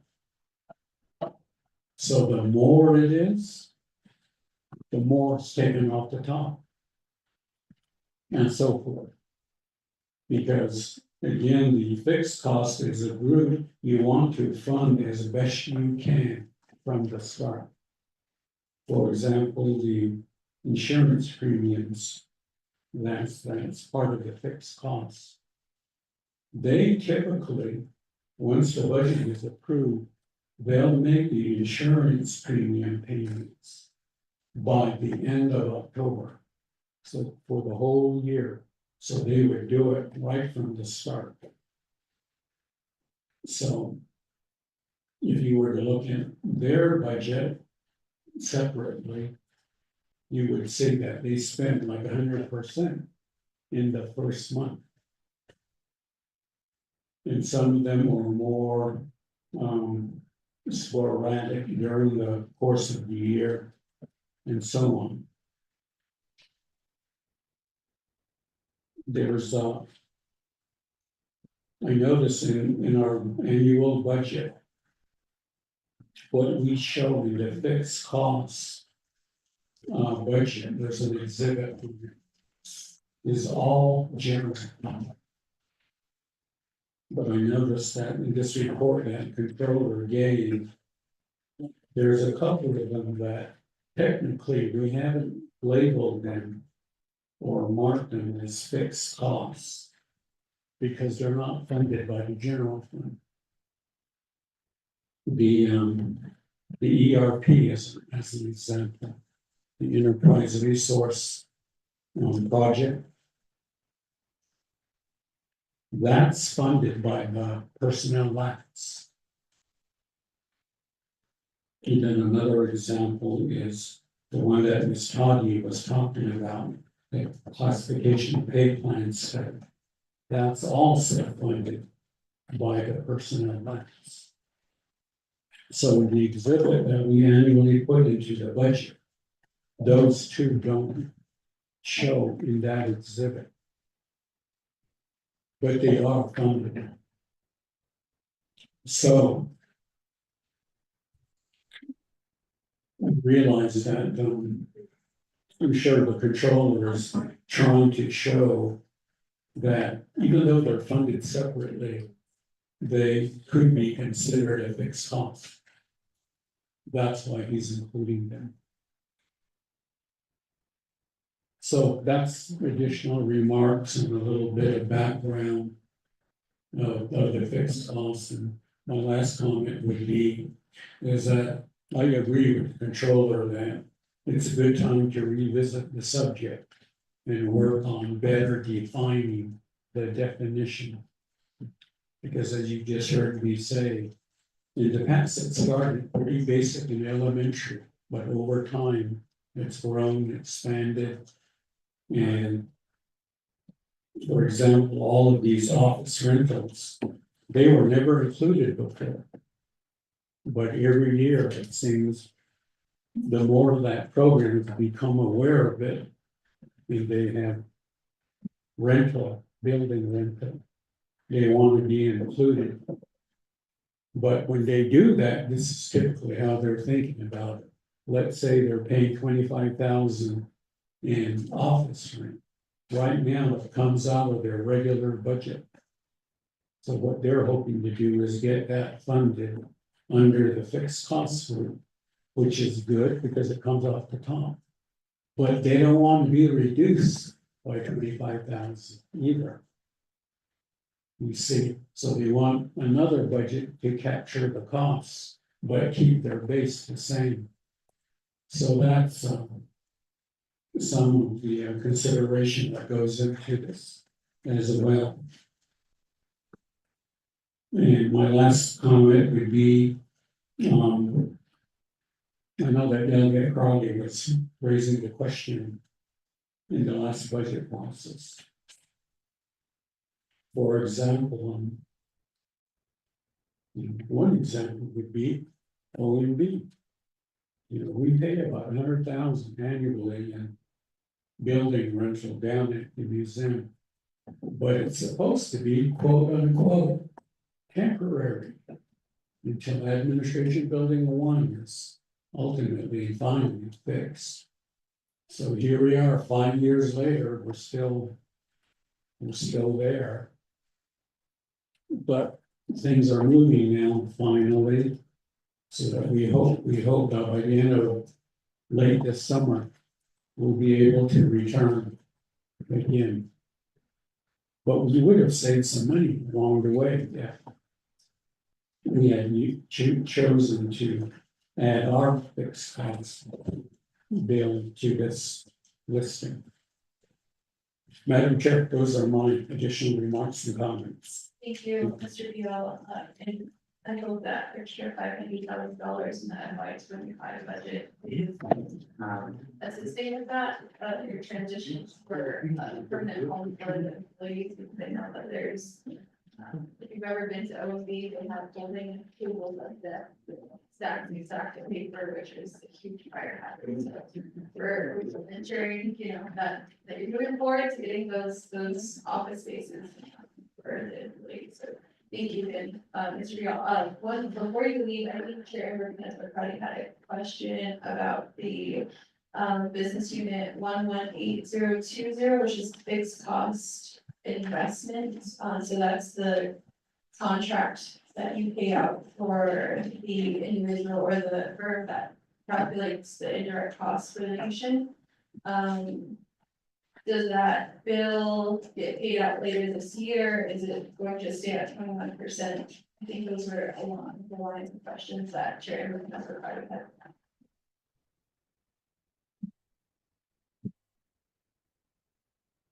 The indirect costs plan budget, which is fixed cost BU 118017. This is the fund that we use to contract with an outside consultant to assist in the development of the annual indirect costs plan.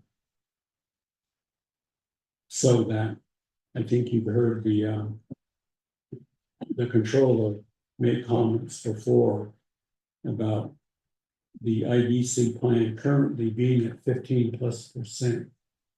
And the new plan, at least the way it's rolling out so far, would be down to 12+%. And his opinion is that it ought to be higher in all respects, but this is what this plan is for, this particular budget. It's a relatively small amount. It's only 25,000. So we contract with a company that's out of the state of Kansas, in this case, to do this particular study. And that's the purpose of it. That's what it's used for. And the reason it's a fixed cost is because it would benefit the entire government as far as IDC allocations and then the IDC rates. Thank you, Madam Chair. Thank you, Chair, that's regarding the question was why was it 0% expended in FY 24?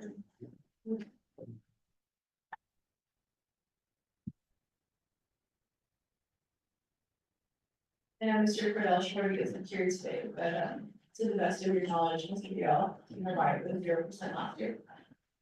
As Madam Chair, as I recall, that's because the indirect cost plan. Remember, the indirect cost plan is really using the 2 years ago, the audit from that time. So the 24 plan is still under development as we speak. And we haven't paid the consultant as yet, even though we have their invoices now, so it is being processed. Mr. Bill, are you pulling out of the FY 24 monies? Because as of, I think, April or March 31st, the programs are different, everyone received their money. So are you, I guess from an accounting perspective, are you pulling, are you processing a payment for FY 24 right now? That's my understanding, as well as the 25 too. So it's currently through the process, we're through the process right now. Yes, it's already been encumbered, Mhm. but it just hasn't been Yeah. paid out yet. Oh, okay, got it. So the contract is there, it's encumbered, and then now it's processing at OOC to be paid out. Okay, Chair. Okay, thank you, Mr. Beal. Members of the committee, you do have the judicial branch, Chair, do you still have a question regarding the business units? 118019, the integrated justice. Okay, so we'll turn the floor over to the judicial branch to answer that question, and then I'll move to the audience. So we'll go for Ms. Stevens to respond, and then we'll go to you. Good afternoon, Madam Chair and members of the Budget and Finance Committee. For some reason, I almost said government services, I don't know why. So, thank you for the question. But, thank you for the question. The NIGIS program is an integrated system where the judicial partners share information, and then they buy hardware, software to support the integrated justice system, the Justware program. So they meet monthly, and the plans are to continue updating and upgrading any systems needs and software needs so that they can share the data that for the courts and the other judicial partners. I believe it's the prosecutors. I know that formerly it was behavioral health, but I think they went off on their own platform. So the plans are to continue to support this integrated justice system so that we have a database that is functional and is live and ready to provide the case information and the shared data. Madam Chair and Chair Crotty. Yeah. Thank you, Ms. David. I think we're just focused on why the expenditure rate is currently 21%. And last year, for last fiscal year, it was 68% at the end of the fiscal year. So, and then in FY 22, the expenditure rate was 32.9%. So if we could give that report to the judicial branch, that I don't know, I'll do the average, but it's looking like the judicial branch is not expending at least 75% of their budget. At most, they're expending 68% of that budget. And on this record, the lowest amount, not including FY 25, 32%. So on average, that is still below 75% expenditure. Right, okay, I'm looking, Madam Chair and members of the Budget and Finance Committee, I'm looking at the at, the controller's, information. And they do work together, so I'm not sure why. I know that it does take a while for contracts to be implemented, and purchases do take a while, so that could be part of the problem, but Mr. Francisco is our administrator over that business unit, as well as we have a point person in our IT section. So, Madam Chair, if I could get a little bit of leeway, members of the committee, Madam Chair Crotty, and provide a written response and a written report that is more detailed and more accurate. Madam Chair? Thank you, Ms. David, members of the committee, the judicial branch will send us a report for next Tuesday on their expenditure rate and plan for that amount of money, and then we can come back to the table when discussing the fixed costs, on that amount. Okay, thank you. Thank you. Madam Chair. All right, we'll go to Delegate Lester Gasser. Madam Chair, thank you. Guys, I'll see some additional triangle on the members of budget finance, those in the audience, Chiquillos and that. The presentation from Mr. Bilal is concerning. He's saying that a lot of our government agencies or offices are now seeking services through office rental space. And right now, there's probably 3 or 4 that are probably paying invoice. 0%. But if this trend continues, if our navigation capital, our offices, our buildings are just depreciating, I mean, this is, I know this is not the first time that it's to be addressed, but if there a call we that we can start possibly looking at our capital, our buildings, our facilities, because right now, we do frustrate a lot of our constituents because of our moves. That's beyond the control of the departments, but they end up having to vacate their office. They relocate, and it just creates some confusion, so I don't know how we might be able to address that, and hopefully that we don't, this office rental fixed cost does not escalate on us. Hopefully we can keep maintaining our employees and their respective programs and buildings. Thank you for that. Thank you, Madam Chair.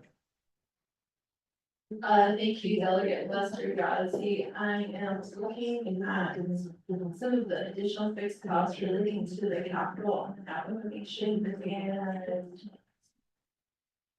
business.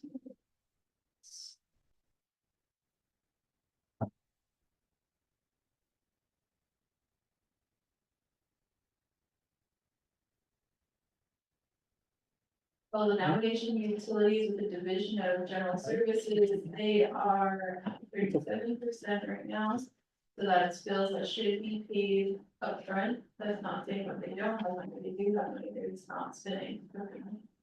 I am looking at the Division of General.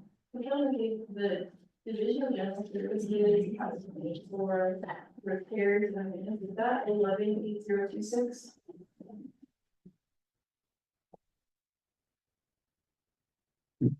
Or the 118023? 23? Mhm. So you can see Delegate Lester Yazzie, the trend in that business unit for the Division of General Services. Controller McCabe, I don't have my bid in front of me right now, but how much were we allocated? I don't know that too. No, I got it. Which year?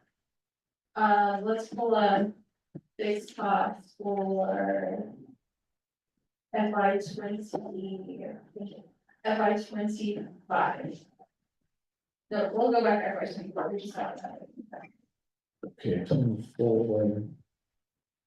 The budget is $12,080 for lease and rental, 3.131 for repairs and maintenance. 27,920 for capital outlay, of which pretty much the entire lease and rental was spent, except for 32 cents. Repairs and maintenance of the 3.131 allocated 1.380 was spent, and for capital outlay of the 27,920 allocated none was spent in 24. So,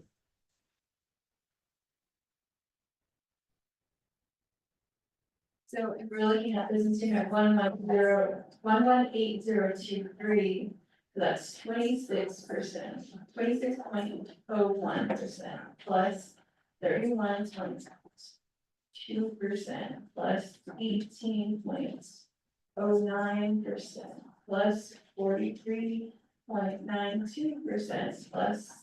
I'm not gonna average it this year. And then I will divide it by 1, 2, 3, 4. So they have the average expenditure rate of 31.48%.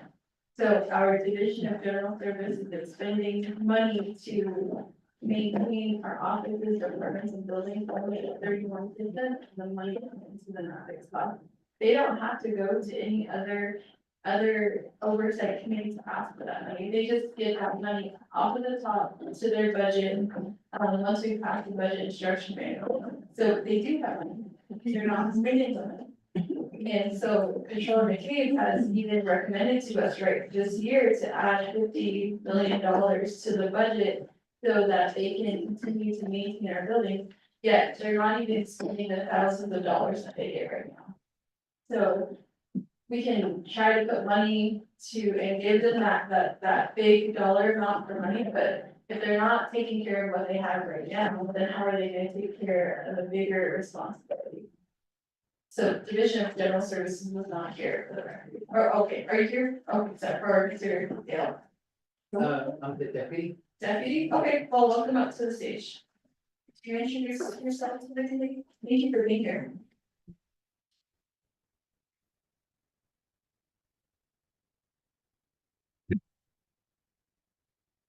Alrighty, good afternoon, Budget and Finance. My name is Marcus Yazzie. I am the Deputy Division Director for Division of General Services. So I can go ahead and answer any questions regarding to the fixed cost within our fixed cost budgets. And I also am the budget liaison for Division of General Services as well. All right, Mr. Yazzie, do you want to give us some background on your trends, of expenditure rates? I can. Did you also share too how long you've been with the division? That way we can get better context of how long you've been involved in a part of that discussion. Thank you. All right, thank you, Chair. I've been with the Division of General Services for about 3 years now. I started off as the ASO to the senior planner and now transitioning to the Deputy Division Director. Right now, from my understanding with these budgets, I am familiar with budgets with my previous employment. And I am teaching my managers on how to actually understand the budget process and how to expend with all of the budget that is allocated to each of the programs. So right now with facility maintenance, I do know that they do have a general fund budget and as well as a fixed cost. The fixed cost budget is for building maintenances that are under the facility maintenance program. So with the facility maintenance program, if each of the buildings within the Navajo Nation are given a property tag. So if those property tags are not issued by facility maintenance can't touch that building. That's the only issue that I see on my end. But I do work with Marcus Tooley, who is the department manager for facility maintenance. And one of the struggles that we do see coming through our office is the procurement process. Within Division of General Services, the contracts for repair and maintenance, we can't, under our plan of operation, can't really operate beyond major renovations. So that's something that we need to review and work on our end, to add in there major renovations. Otherwise, we have to work in coordination with DCD, Division of Community Development. From there on, the contracts would follow their format on their construction. It's called small construction contract is what we have to follow on their end. But as of right now, since not taking over, but assisting the division and monitoring their budgets, we should be expending as much as we could. We just need to work with the departments and programs and actually get a plan together and see where a lot of these projects are coming through. But I do see contracts coming through from facility maintenance for roof repairs. However, those contracts get held up at DOJ regarding that contract that I mentioned. They require bonding. Right now, and a lot of priority one vendors within Navajo Nation have a hard time securing that bonding within the procurement process. So that's what holds up our contract amounts. I have witnessed that about 3 times, and out of the 3 times, I only got 2 contracts through, but that's all I can add on mine. That's helpful. Mhm. Thank you, Mr. Yazzie, for your response to the budget and finance committee. Members of the committee, are there any more questions? Okay, we'll go to Delegate Lester Yazzie and then Chair Evers, Mr. Crowdy. Delegate Yazzie. Thank you, Madam Chair. Here, Mr. Yazzie. Sorry, Chief, my question would be, have we ever done an inventory of all our capital assets here in capital? Because in my district, we do have some structures that are abandoned or no longer in use, but do still carry the tag. So I don't know if it's being cost effective just to abate those, tear them down, or just disconnect all the power and where the utilities is connected, and then as we did, but we do have buildings that are sitting vacant on our, well, at least within one district. Thank you, sir. Thank you, Delegate Lester Yazzie. We'll go back to Mr. Yazzie. Thank you, Delegate Yazzie. Right now, we do have a contract going through with facility maintenance. We are doing a building assessment for all the buildings that are listed under property management. So with those property tags, those are the buildings that they're visiting and doing an assessment on those buildings. And then from there, once we receive the report, we'll go ahead and determine which buildings need to be updated and which ones need to be renovated and which ones need to be replaced. And within that process, we're also looking at the ADA contract, which we do have funding for, and that contract has been awarded. Right now, we're working in coordination with both vendors, but once we go ahead and get those, the finalized copy of the building assessments, then we can go ahead and move forward from there. A lot of the buildings that do go abandoned need to be reported to property management with OOC. Once those buildings are reported there, they also have to work in coordination with risk management.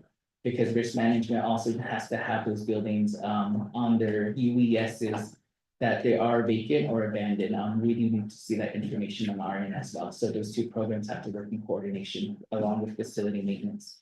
And then those tags, the building numbers, those remain with that building. We do not reassign them. So once the building number is assigned to that building, it stays with that building all the way up to when they're unoccupied. The utilities disconnection also has to be done with the program that is overseeing that building or whoever is operating the building. So then those would have to go through INNTU, which is also under Division of General Services, and we have to be notified that these services were disconnected, or the building's no longer operable and will be disconnected, so then we can work with them in TUA if that's who the utility provider is. And from there on, all vacant buildings should be reported to property, and within the property, they should be informing risk management and facility maintenance as well. All right, okay, thank you. So. Delegate, you want to add to that? Yeah. And then we'll go back to. Yeah, thank you, Chair, members of the committee. Couple comments on Mr. Yazzie's comments. First off, he's right there. So there's actually a requirement, an audit requirement that we do a physical inventory every 2 years, particularly with federal purchase assets. And so we haven't had an audit find on that, so we do that, but I do know. In practice, the audit team will sample, so they don't do a biannual complete inventory. They'll take certain areas and do an inventory and then compare that against the sample. So probably need to work toward doing maybe a more biannual or annual. And the problem with that is it's your costly, because we have assets everywhere, all over the country. So it probably would take a lot of time, but that's how it's handled now, at least the OOC side and the audit side. And I do want to just make one quick comment. I do appreciate these comments on procurement, contracting. And it really speaks to why I'm suggesting we take a fixed cost budget and allocate it to a division who will oversee that budget. He just mentioned in order to get certain things done, he has to go through DCB and all this other stuff. To me, here's the reality for the Navajo Nation, and it's just based purely on the numbers. Yeah, and so on our books, we have roughly $1 billion in capital assets at cost. That's how we That's how we account for what it costs for us to build or purchase. The overall depreciation on that is a little over 50%, so that tells us our entire capital asset inventory is in the last half of its life. Some are older, some are newer, but overall, we have a pretty aged capital asset inventory. Just looking at, and I've been over this with Kelly, I'm not the Division Director Dale. Just on what their facilities maintenance budget is, and it's somewhere under $10 million a year.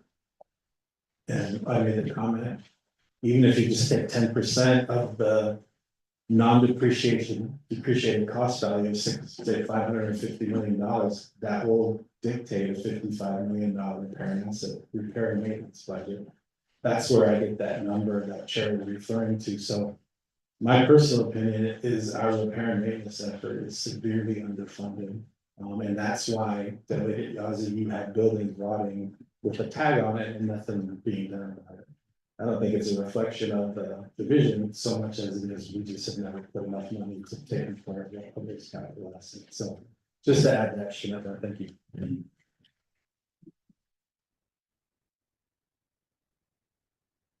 Thank you, Controller McCabe, members of the committee. I think that's low hanging fruit to amend the plan of operations so that they have the capacity to do so. I think the Budget and Finance Committee has asked several divisions, which division can we give more money to for project management? And so if you're saying the Division of General Services is able to take on that responsibility so that they can increase their expenditure rate. There are plenty of facilities all across the nation, senior centers, various entities. Oh, they don't do senior center. Well, we'll amend it so that they can. Well, they're not doing that. I mean. A lot of the problem that I think we can use to chip away at, but we'll include the HESI in this conversation, so that they're aware that, I don't know if you presented this idea to them and said, you know, hey, there's some solutions to the problems that we're facing, but the lower expenditure rates is daunting just because we see so many of our buildings crumbling, but. Chair, we're trying to make some questions. Yes, I don't think like the timeline, because, Mr. Thomas, you can list flag this for possible legislative concern. Because I'm gonna try to honor Delegate Norman Begay's request that we receive these reports, so then nothing gets done. So we'll just start, when the budget season happens, we'll have a list and start modifying. Because what I don't see, and I'm looking through the bin, is how this correlates with, so I don't understand if you have this chronic issue in your plan of operation, why your fixed cost budget then is not reflecting on your capacity. And why the division wouldn't look at contracting out this funding to meet the needs of the facilities, because there's also not just fixed costs, but you get your general fund budget, and you also receive citizen funding. And we wanted to see ADA compliance on all of our buildings. And we received an update, and I don't think there's been a significant amount of expenditures for that ADA compliance. I do see that senior center by legislation or resolution was, facility maintenance, there was a division there. But if the division as a deputy, your division is struggling. So I see that you acknowledge that. I would just like to see, that's why I'm asking what is your plan of operation is going to be considered. And if it's the bonding issue, we'll need to come to the table, because we also have seen the contractors who come in and they do shoddy work. And that's why the bonding is critical. So if there's a way, and that's why we see like other, like NECA or other places, subcontracted, some of these smaller contractors. But that's also maybe something the committee could consider.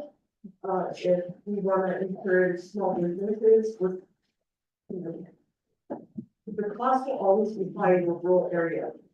I think if we start managing these facilities, But also impacts like our litigation, it goes to like the county for like not following or not, I don't know, like accessibility. But the navigation, we don't keep ourselves accountable.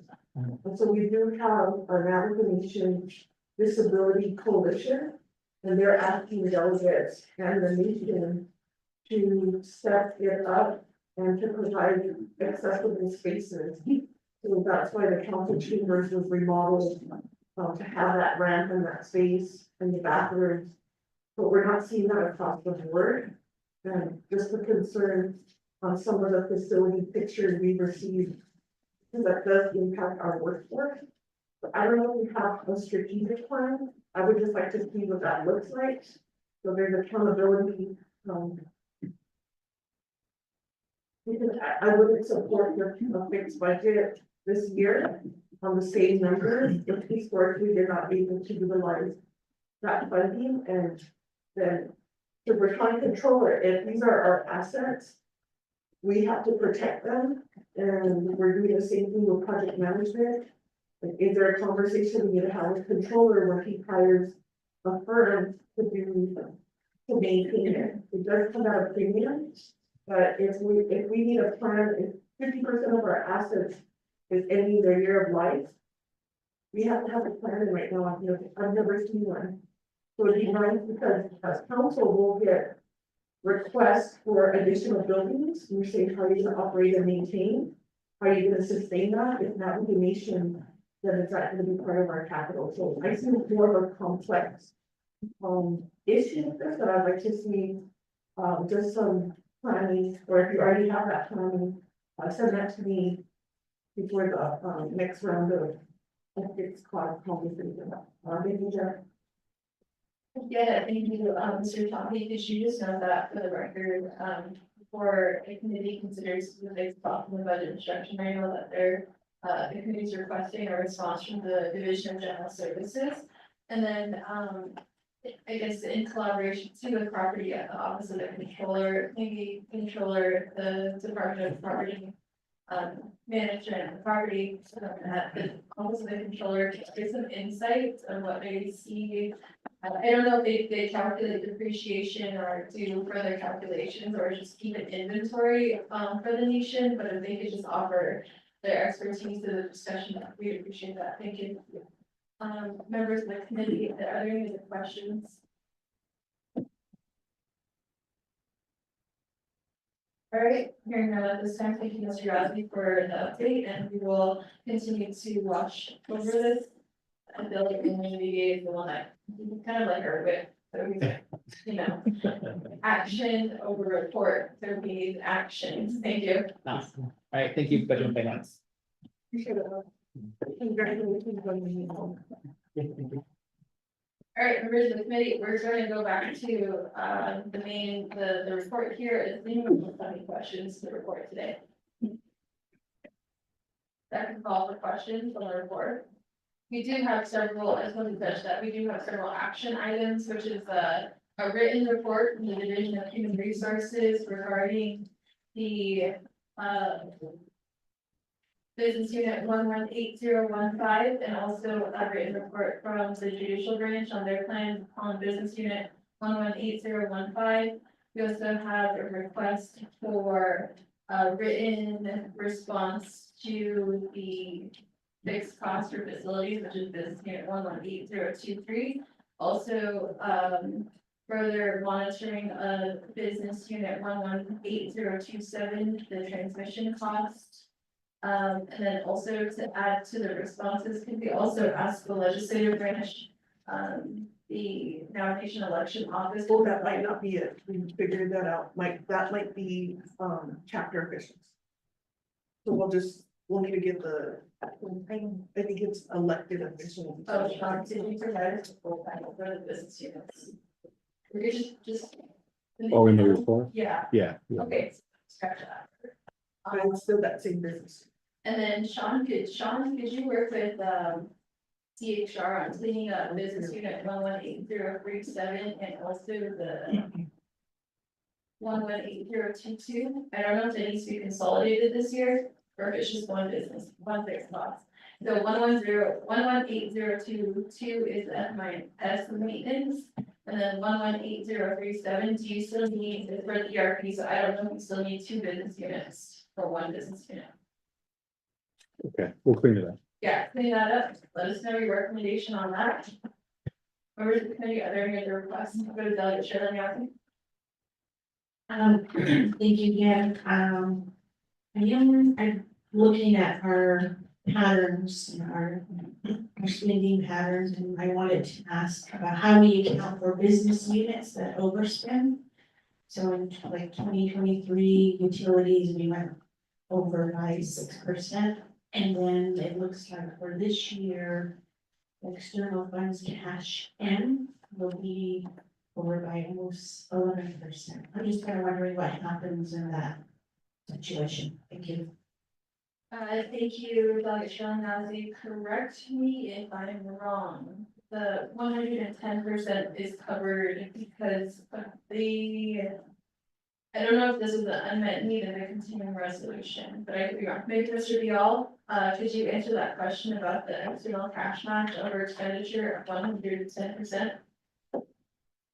Or Sean, maybe this is a general question, Delegate Gazi. Generally, what happens with this over expenditure? Thank you, Chair. Thank you, Delegate. You know, right now, there's not a whole lot that happens when it's overspent. And sometimes the overspend is due to, so this is kind of where I've reported to the committee that one of the fundamental flaws in the way we budget is we don't always monitor the actual cost that comes in. And one of the reasons why that, and I'll just give you an example, as we were sitting here, I got 2 years worth of invoices from Sparklets Water that they haven't been paid. And again, it's invoices sitting on someone's desk that never got to oversee. The problem with that is we're gonna pay it in this budget year. It should have been 2 budget years ago. So this year might be over, and last year and the year before might be under. So this is one of the fundamental problems we have at OOC with invoices floating everywhere. That will, it's funny, as I was sitting there, I got an email about 2 years of unpaid Sparklet Water. So now when we pay it, it's gonna hit the 2025 budget, but it was really for expenditures in 23 and 24. So there will be years sometimes that's over, sometimes under, and it's because of the way we're doing things right now that I hope to correct there's. Yeah. Thank you, Controller. Delegate Shirley Yasi, I think that when you came on, we were having early discussions about exploring zero-based budgeting, which means starting with actual numbers that is actually in our base account and then budgeting with those dollars. So those are major elements to our appropriations law and how we can move forward instead of trying to earmark projections. Because when we're earmarking projections, then the actuals come in and our process is slow, then we don't get to spend actual dollars in their accounts. And how can we really create those safeguards or consequences if they overspend? Yeah, we're trying to first start from the very beginning and trying to redo the process. And so this budgeting, I think through our committee, we're able to learn a lot from our past budgets, and now this is the first year that we're actually taking a deep dive into fixed costs and expenditures, and it is telling, you know, if you take the recommendations from OOP and OOC and say these should be in fixed costs, yet they're not spending all the dollars that are automatically given. So, Delegate Shirley Yasi, do you have any further comments or questions? Thank you again for the education on all of this. We do appreciate it. And, the other thing is we're talking about consequences.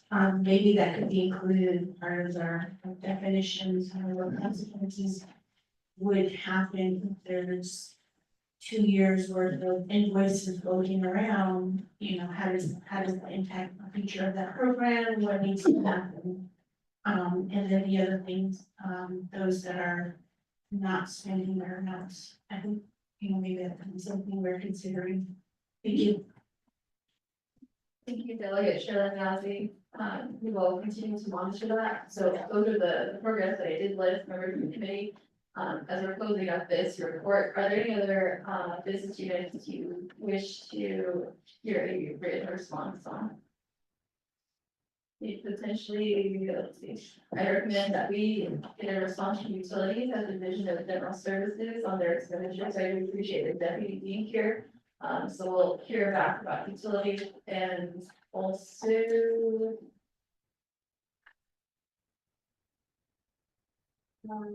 Clean up a little bit, what we're seeing so far.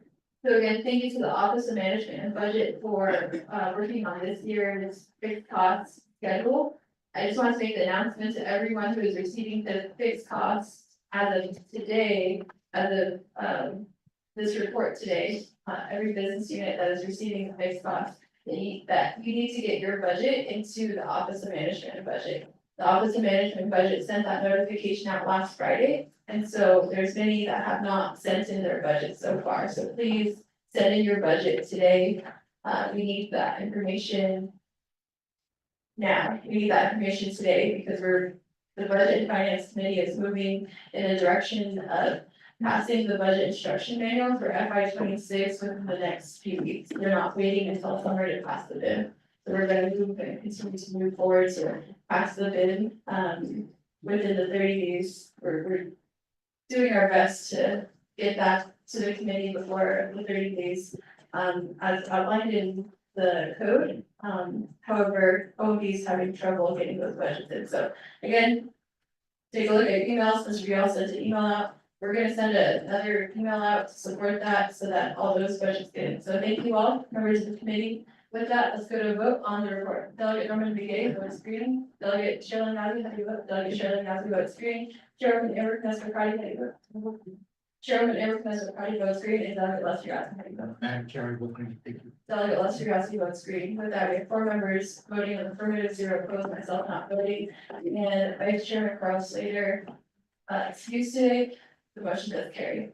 So thank you, Controller McKee, and thank you to the various divisions and departments who reported today on the fixed costs, expenditure rates, and we look forward to those continued discussions and reports to Mr. Toffee. So please send your reports to Mr. Rodney Toffee, by Wednesday, by tomorrow, April 9th, 2025. Thank you.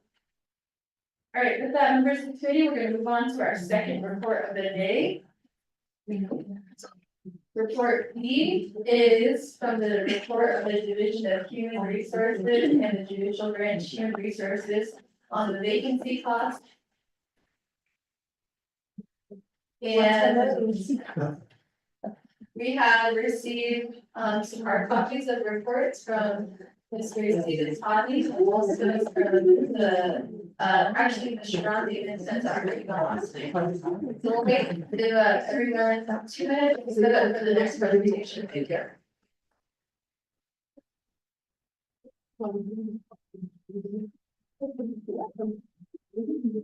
Very good.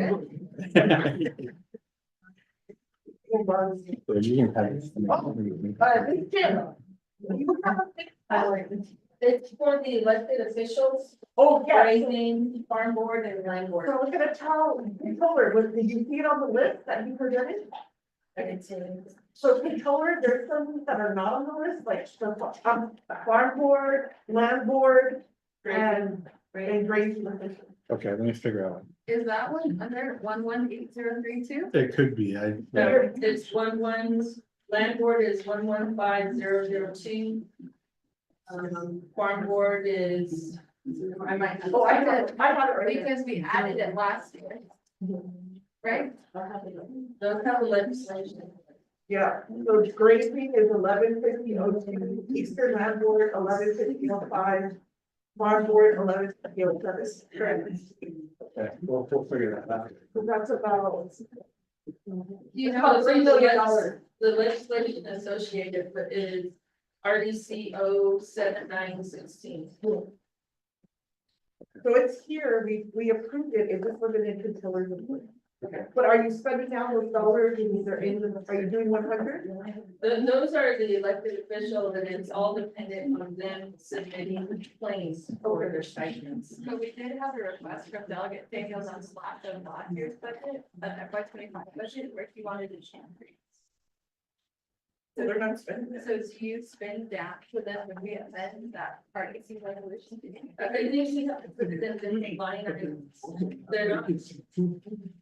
They're not spending their stipends because they're not attending their meeting. You wanna give us like a little report, or you wanna do it? I know we, I don't have a report, Oh, but I can maybe- give you a verbal. Can you write it? Just write us an email. yeah, Okay. by, Friday or? By The 18th, we're meeting again on the 18th. Okay, I can have a report. I mean, just write that down. That's what. For the grading official and the Rockford one, and then the elected officials. I like that. It seems like it's go to back to the beginning. My reason for the holidays, because sometimes like, hey, can you drive them all the way to the you're off. What date can we do? They just find out, it's not bad thing, like, I don't know what it's like for your districts, but like, they have to drive there. I know they were, I know that they have not been paid in like 6 months. Okay, All right, okay, sorry. boss says, Sorry, Delegate Gates, I'm gonna get to reactivate back to agenda. All right, what date? 15th, 18th, just let us know the challenges. oh, we are, the next time the budget and finance committee meeting is April 15th, next Tuesday. Okay, and I'm correct, that is election 11/80/32, that is election.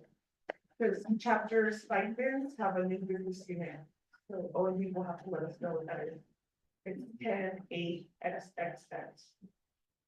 That's like 12.1 million. We didn't get an update on the fixed cost limitation. On DOJ. There was some stuff that was missing from the controller's report.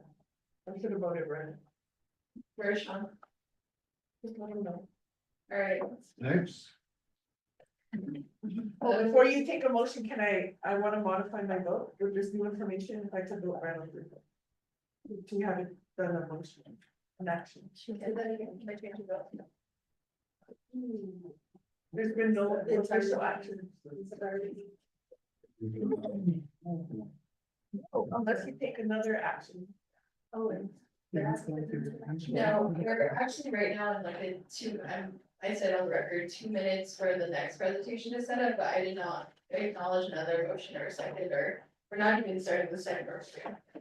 Yeah, and then I'll just say for the record, I'm changing my, my report to red because the controller didn't provide all of the information. And we had, agents here who could have answered questions.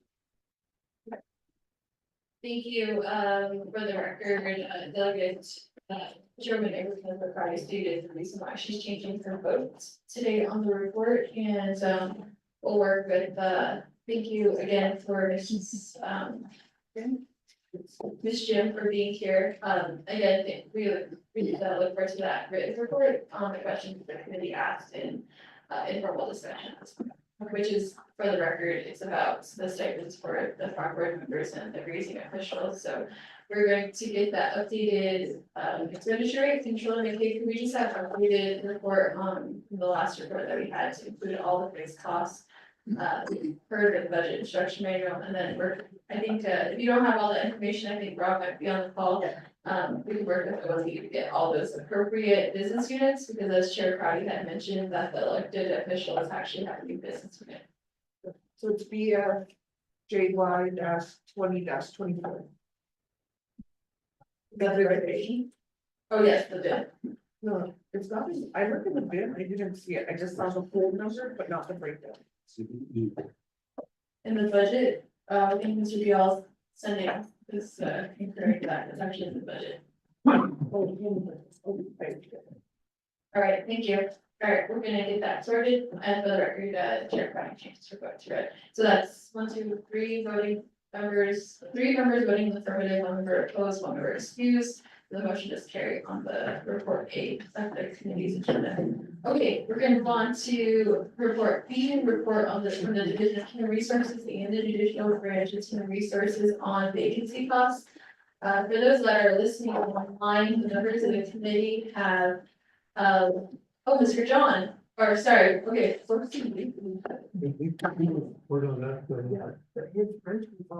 Yeah.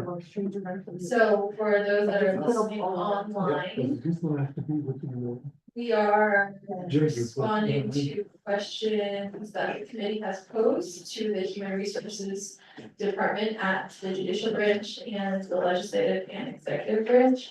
So I will take a look at the questions I sent out in an email so that we make sure that we're covering the questions that were posed by the committee in previous meetings. So.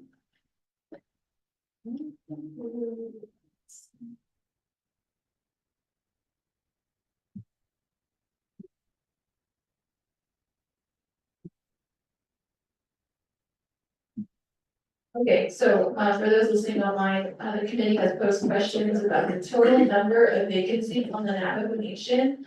And they have posed questions regarding the total cost of the vacancies in dollars, which will separate the salaries and the fringe benefit rate, but also to include the cost of both. Number 3 is the amount of time each Navajo Nation position has been vacant, and number 4 is the current cost of the current total cost of each personnel position in each branch, for including general wage adjustments from FY 25 and fringe benefit rates. And so we asked them to break down the costs, and the reason why the committee has taken interest in vacancies is because there's there has been little reduction in the total number of vacancies over our tenure at the Budget and Finance Committee. So we're taking a look at either what is the best practice for the Navajo Nation in regards to budgeting? Does personnel need to be in the fixed costs, or how do we lower our vacancies? Do we put various parameters around those vacancies? So those are all questions that came from our work session on the budget instruction, on the budget instruction manual and indirect communication that we've had. But I just want the public to know that, because they're gonna take this information today and see what is being presented, but this is the piece of the puzzle we're trying to solve. So just in context, we'll go over to Ms. Gracie Toddy and then over to Ms. Seaman for the report today. Ms. Toddy, the floor is yours.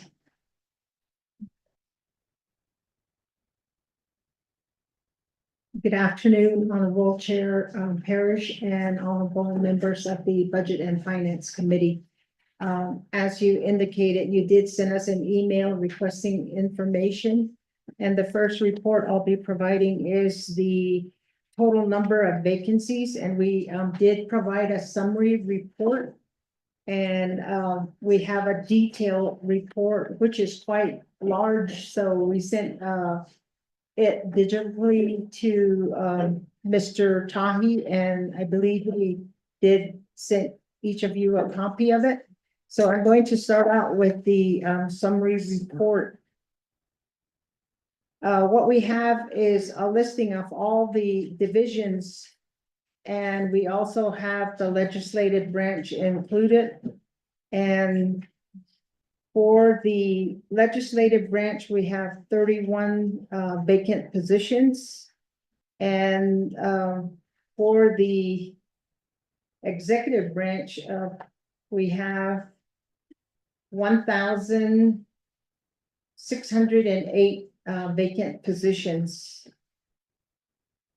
We have the budget amount for each each division, as well as the legislative branch. The legislative branch, the budget amount for the 31 positions is a total of $1,734,868 or 68, yes, and the fringe amount for that is at $647,626.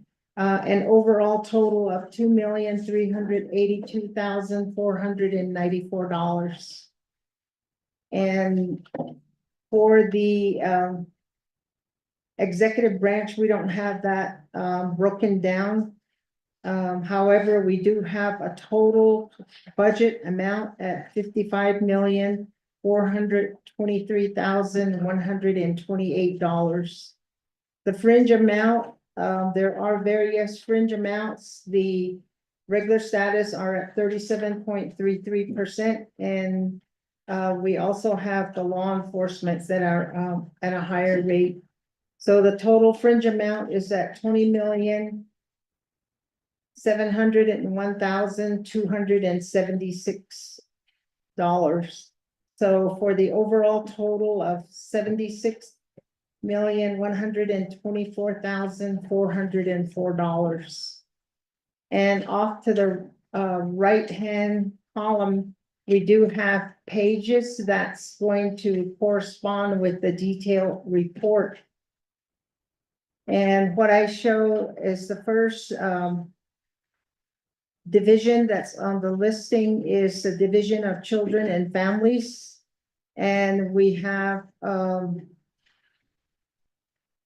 what I'm going to do is go over the first page. We did not indicate the fund type or the fund, yes, the fund source.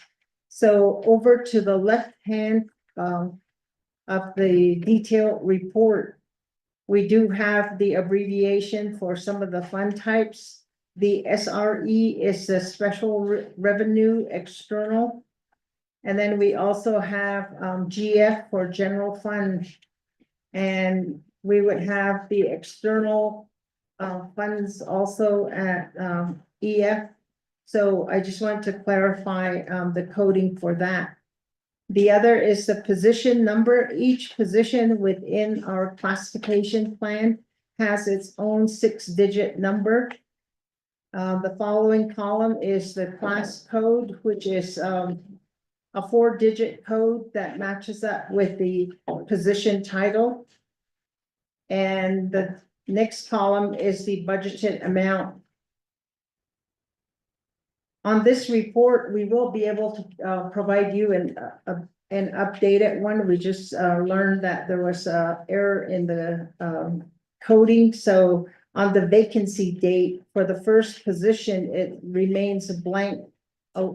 First and second positions are blank. However, on the third position, this position, which is a senior office specialist, was vacated since 11/18/24.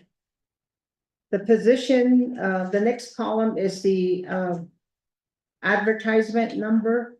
It has a 1 there, meaning that this position was advertised one time. All our positions that are on our job vacancy announcement are assigned a requisition number. The first few letters are the acronyms for the division. So this one is DCFS, which is the acronym for Division of Children and Family Services. The next number is the department number, and then the next numbers are automatically assigned by our system. The job vacancy received, this is the job vacancy announcement that the program submits. It was submitted on March 28th of 2025. And the job vacancy announcement was posted on March 31st, 2025. So the closing date is April 14th, 2025. And number of days the position was advertised was 10 days, which is in accordance with the Personnel Policies Manual. We did receive a total of 2 applications. However, they are pending assessment, so we do not have and number of applications referred. We do not have whether or not there were any qualified or not non-qualified applicants. But if you go down a little further to the second case management under the NNDRS direct, that position budget is at 10,072. And the position was vacated or had been vacant since August 26, 2024. And the position was advertised one time. And this is under Department of Family Services, or I'm sorry, Department of Children and Family Services. The job vacancy announcement was received on March 6, 2025, and was posted as of 3/17/2025. And will be closing or was closed on March 20th of 2025. And in this case here, the position was advertised for, it indicates 9 days, but I believe there was it should have been advertised for a total of 10 days. The applications received was 9, a total of 9, and 6 applicants were referred. We have 6 qualified and 3 not qualified. So it looks like there was a calculation error on this one. But this is to show you or give you a picture of the total number of vacancies as well as the number of days that they were advertised. So this report is by division, and we have all the positions that are listed there. So under the division, as I mentioned, the division of Children and Family Services has 264 vacancies. And I'm going back to the summary page. Division of Community Development has 53 vacancies. Doty, Division of Education has 179. Division of Economic Development has 13. Division of General Services has 44. Division of Health has 319 vacancies. DHR has 55. Division of Natural Resources has 171. Division of Public Safety has 266 vacancies. Navajo Department or Division of Transportation 62. Legislative Branch 31. Department of Justice 31, EPA 25, OMB 6, Tax Commission 5, Office of the Controller has 67, and Office of the President and Vice President and all the executive offices have a total of 48 vacancies. Okay, that's the end of my report regarding this vacancy report. Thank you. Thank you, Ms. Toddy, and over to Ms. Eden for her report in the judicial branch.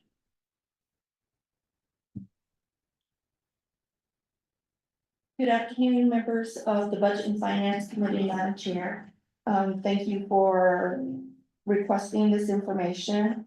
The judicial branch overall has 73 vacancies. And part of the reason is when we did the enhanced retirement program, we lost a lot of the people, and we just haven't had an opportunity to replace a lot of these like court clerks, court administrators, probation officers, traditional program specialists. And we also have 15 new positions, so we're grateful that the budget finance, now being in Navajo Nation Council, approved the 15 new positions. So ordinarily, we would have had 58 vacancies, but we do have a total, like I said, of 73 with the 15 new positions. And we have 18 business units. Within the judicial branch, the administrative office of the courts has 8 vacancies. These are all new positions except for the financial services director and the IT director. They too left with, went into retirement, so we haven't been able to fill that, and they're filled with acting staff within our administrative office of the courts, and the rest are new positions. Chinle has 4 vacancies, 2 judges are vacant. And if you go across, on page 1, you'll see that the salary is only for example, the first judge in Chinle, it's $402, and the fringe is $224. The fringe rate is 55.63. 55.63% for the judges, so it's higher than the rest of the employees, which is at 37.33%. What we did, Madam Chair, members of the committee, is we only budgeted 8 hours for the vacant judge positions in FY 25 and for the staff attorney and other attorney positions. For example, in the Supreme Court, we have court solicitor, the law clerk, and the associate justice, so we budgeted those at 8 hours. And these are the most difficult and hard to fill positions. And we've been expressing some of the hurdles that we have to overcome, and it's housing, the lengthy process and the language requirement. We've had several applicants that can't pass that first hurdle of the language requirement because it's a statutory requirement that our judges and justices have the ability to speak and understand Navajo. So overall, Madam Chair, the cost of what we did was I put it into 2 separate reports, 3. And the first is a combination of external funds. We received 638 regular funds through the 5-year contract, so our bailiffs, the management team from probation services, and a couple of traditional program specialists are funded under that 5-year contract. We also received one-time funding, so we have the judicial hearing officers who hear DV cases and initially the family cases. And so they're under one-time funding. And we have a couple of document technicians that are also under the one-time funding, so we have to request that 638 one-time funding each year. And because of the way the government is working now, right now, we only receive funding for 2 judicial hearing officers that are under the one-time funding. But our 5-year contract is intact, so we receive the funds for that, but it's still in piecemeal. So overall, Madam Chair and members of the committee, for a combination of the 73 vacancies, it's 2.380491, 2.3 million. And then the fringe benefits the cost is 889,000. If we separate out the general funds from the external funds, then the general funds vacancy rate cost is 1.8 million approximately, and 683,777 in the fringe benefit cost. And then we have a separate page where we show and reflect our 638 and BIA funded positions. And the cost for those vacancies is $550,565. With the fringe at $205,000. And then the third report, Madam Chair, is the overall, and it has the little green band on the header. And that's all of the positions that judicial branch has as of FY 25, and there's 257 positions for both external and general fund positions. And the total cost for the salary and fringe, $13,129,737. And then the fringe is 5.15 million. For approximately a total of $18 million. So, that's the report, Madam Chair, and I'm available for any questions you may have. I do want to point out another plus. We have a judicial recruiter that was funded in this fiscal year, so that person will be concentrating on filling the legal positions and helping to fill the judge positions. That'll be the primary responsibility, but we're also gonna concentrate on thinking outside the box to fill these positions because we really do need to fill them. Madam Chair? You, Stephen, and also Ms. Toddy for your reports today. I think there are, I think both reports, they accomplished the request. So I do appreciate you all responding to the budget and finance committee's request today. So I would move to the committee to see if there's a motion to accept the report today.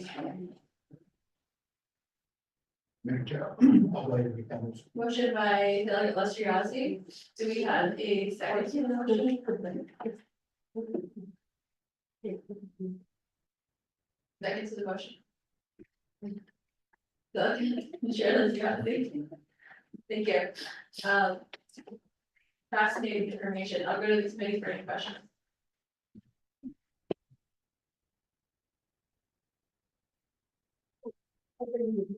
We have a question, Paul? We're good. Delegate, I'm gonna give you Your report number. this one. Delegate, you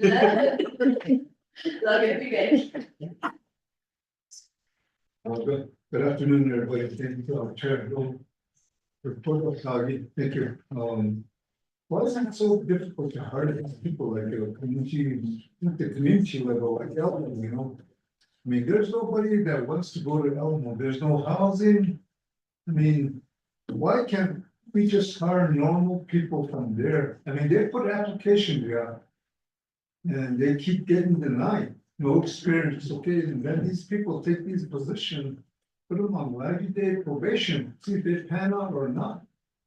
Fortunately, what the heck, even though they're closer to the city, yeah, there, nobody wants to drive these 35 miles back and forth from Albuquerque to Fortunately, there's no housing.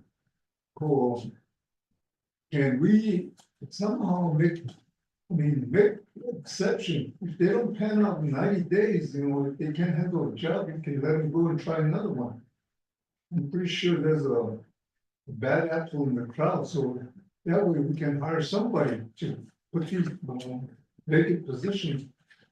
On that senior center, that, you can flip a tortilla, I think you're a cook, or stir the potatoes, beans, I think you're a good cook there, so.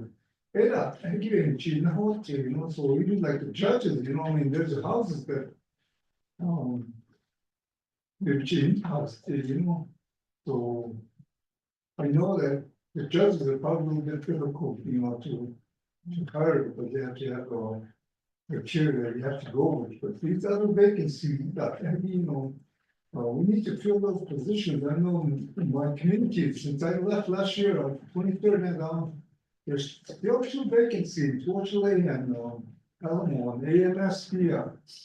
So I like to have these positions in my community filled by somebody that's a community member, Thank you.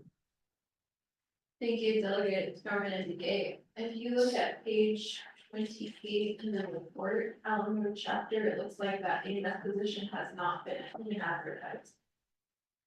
And then also to Hodgley has been advertised one time. Since 2023. So Ms.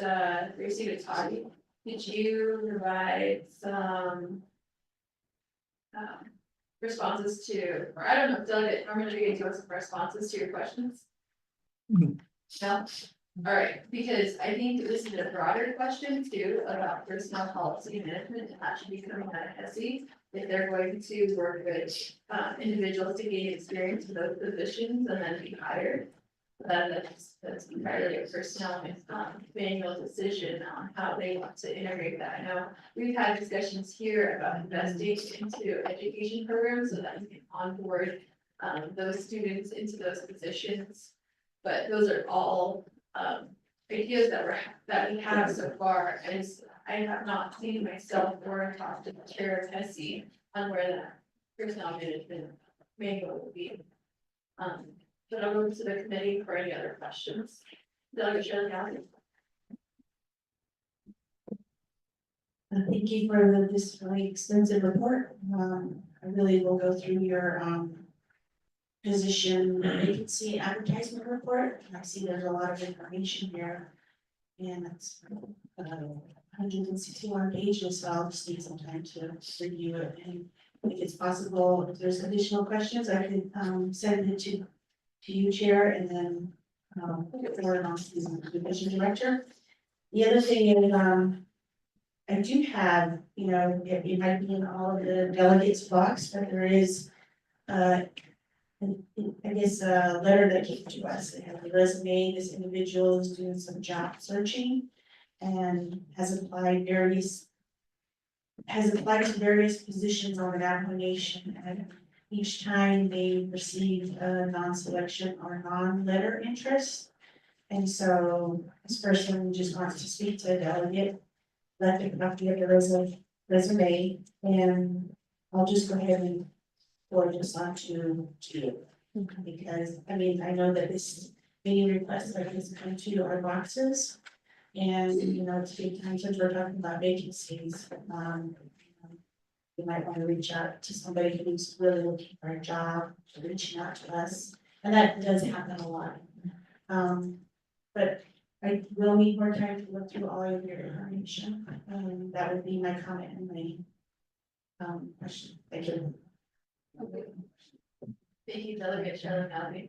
We look forward to the question. We'll email that over to, Delegate, Ms. Received Toddy. And then I know we'll get those responses. We'll go to, Chairwoman Amber Becker. Okay, appreciate it. So Ms. Toddy, came out to know for this report. So I just want to know how to look at this data. So page 1 of 161. So we'll just start with the Department of Self-Reliance. That's a K account, so that's federal funding.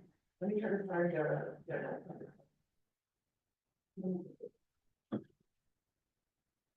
I think that's also something that when we're analyzing this, what is general fund and what judicial did. And I don't know if that's on the bottom of this page, but I would also, we would need to know that request. And as we go into K accounts, federal accounts, we would need to also work with the programs, why they're not hiring, and this is when they're sitting on money.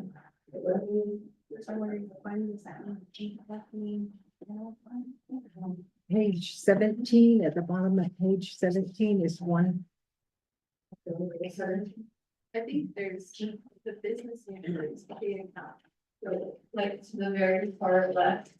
And past this, where it says fund, and then there's a business unit attached to the position. Okay, like family direct services, is that what you're talking about this time? We're on the same page? Yes, Okay. yes. So let's just do the accounting position. Help me understand what I'm looking at here. So it's a vacant, get that, and then you say position, budget, I get that. Vacancy date. Forgot what the next column was, is that advertised, number of advertised? Okay. Right. Position and all of that. So let's look at, just help me, I want to understand this data. Help me understand why it's blank. So what does that mean? How should we be looking at this blank data? And how should we be looking at the data that you have? You have some, input into the information. Here's my question right now, before I do I have some hope. Thank you. I'll read this tally.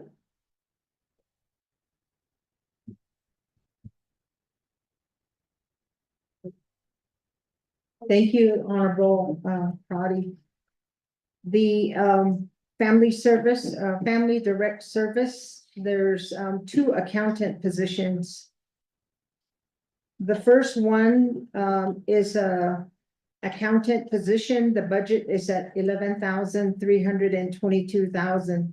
However, the vacancy date is blank, and this is one of the issues that we discovered when we when we reviewed the budget, the report, I'm sorry. And what we were finding was that some of the data was missing. So we can rerun the report for you and resubmit it. So the vacancy date would be when the position actually became vacant. So if you'll look at the senior caseworker directly above that position, it indicates a vacancy date of March 6, 2021. And because this position has never been advertised, that's why all the other fields are vacant. So again, comparing it to the senior caseworker, that position was advertised twice. And the latest advertisement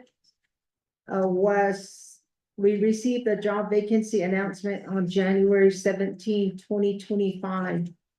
And the position was posted on our job vacancy listing on our website on January 20th, 2025. And it closed on February 4th, 2025. So the position was advertised for 9 days. We received 3 applications, and 2 were referred as qualified. And then the YQ stands for yes qualified. So 2 of them met the requirements and were referred to the program for interview and selection. The 1 applicant out of the 3 did not qualify for the position. So we should have gotten a status or received a status on this advertisement since it was referred on. Okay, it doesn't have a date of when it was referred, but it was, I'm assuming it was anytime after February 4th. So what we're also planning to do with this report is we're going to be scheduling meetings with each of the divisions and sharing this information with them to let them know that we are tracking and all of the vacancies as well as whether or not they've been advertised. So we need to find out from the programs, you budgeted these positions, but you haven't been advertising. What are you planning to do with these vacant positions? So on the example that I use for the senior caseworker, what we would like to know is what was the outcome of the interview? Was there a selection made? Sometimes what we experience is some individuals an applicant would be selected. But a few days later, the individual will come in and say, I'm declining the position. So sometimes that's why there's multiple advertisements. And there are times when we don't receive any applications. And the other is where no one qualifies for the positions. So we have been discussing internally with the Department of Personnel Management on what are we going to do in those situations where no one qualifies. Are the qualification requirements too high? So those are some of the questions and the discussions we'll be having with our divisions and programs.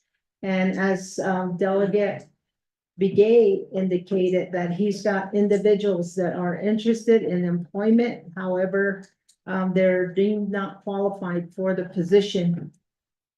One of the things that the applicants have is the right to appeal the decision. If DPM sends a letter saying that you don't meet the requirements of the position, they have 10 days in which they can appeal to the Department of Human Resources, the HR director, and she will review. One of the challenges we had for a while was that now that we're using the portal where individuals are applying online, some of the information, or some of them leave some of the information blank. So what we're finding, that's one of the discrepancies we were finding, or they would attach a resume as part of their application. But some of that information wasn't being reviewed, so we've been working with our teams to have them make sure that they're checking the whole database to ensure that all credit is being given to these individuals if it's related to the job that they're applying for. And I do see that the majority of our appeals that have been coming in have been reversed from not qualified to qualified. So we are working on that with our recruitment team. So this, the clarification help? Thank you, Ms. Toddy. I'll go back to Chairwoman Amber Testa Project.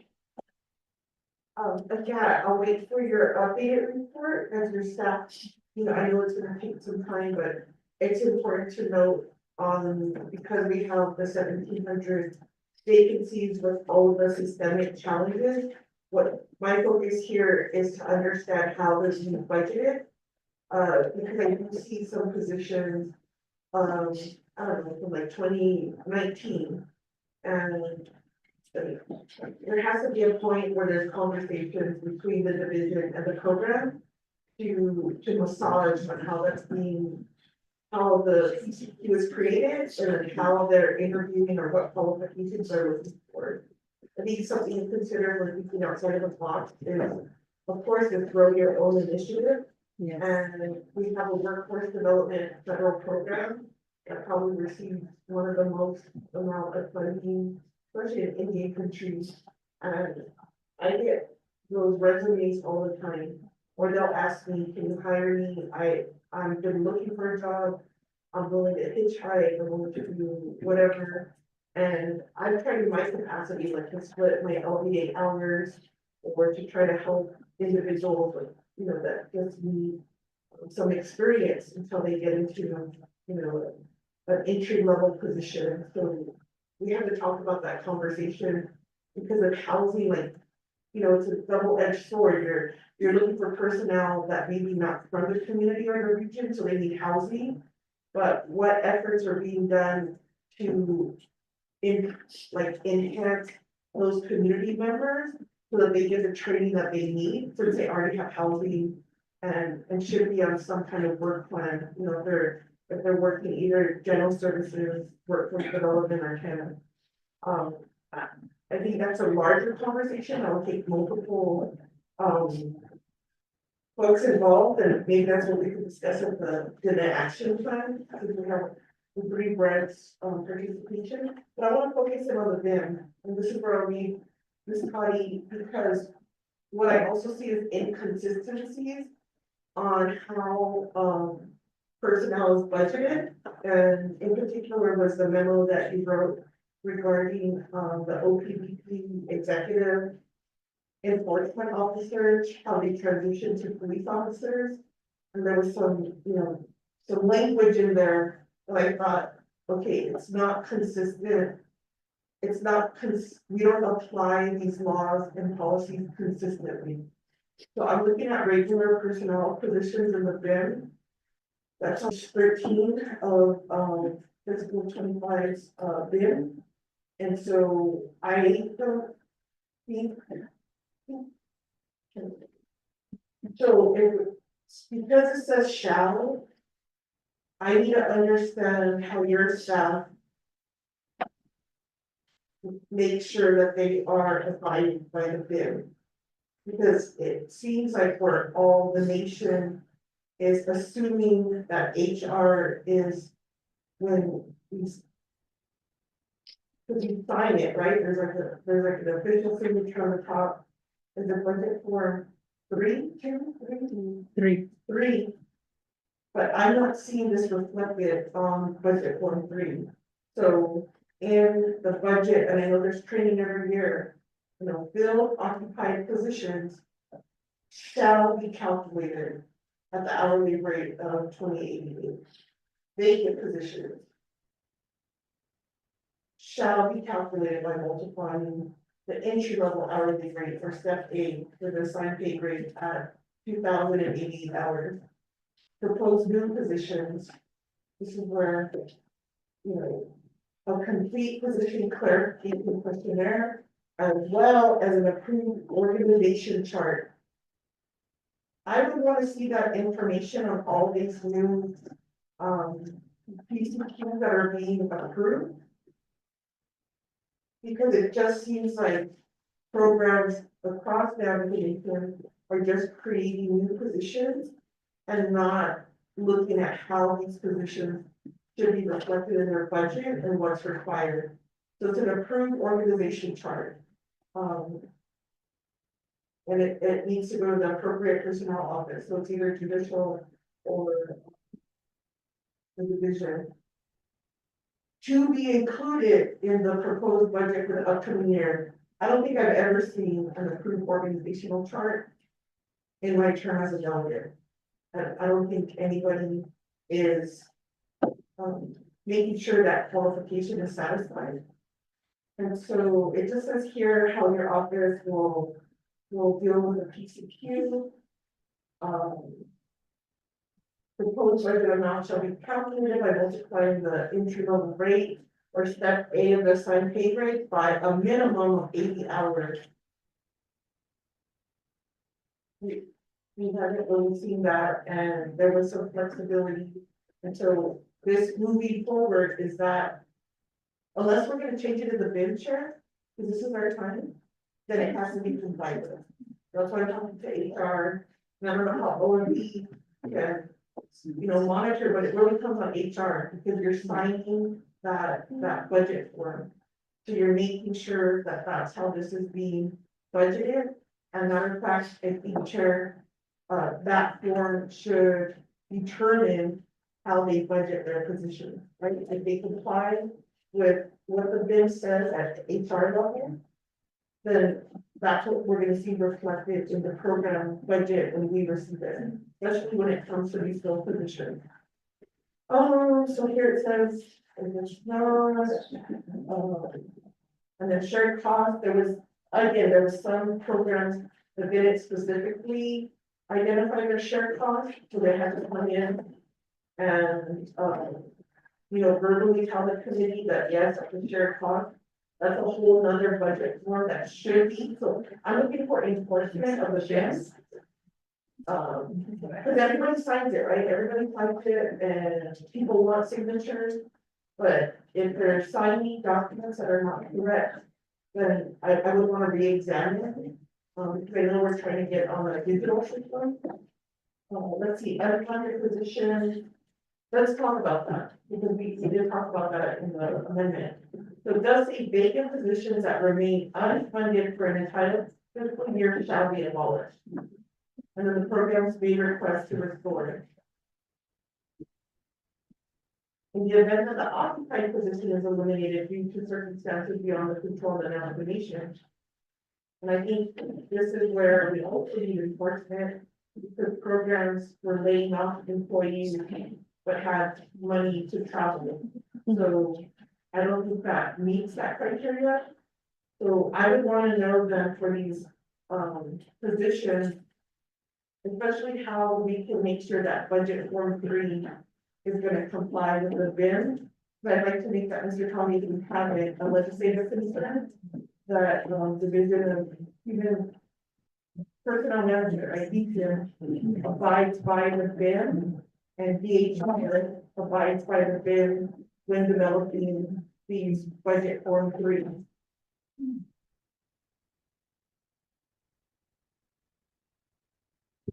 And so I did need, in compliance with this BIM, unless there's an amendment, we would need to also know, I guess, when you talk to the programs, let us know then what of these positions are considered abolished. I'm willing to maybe amend that language because it's so hard, programs also say it's very hard to get a PCQ. So I'm hoping that abolished doesn't mean they have to go through the whole process again, because it does say. Where is it?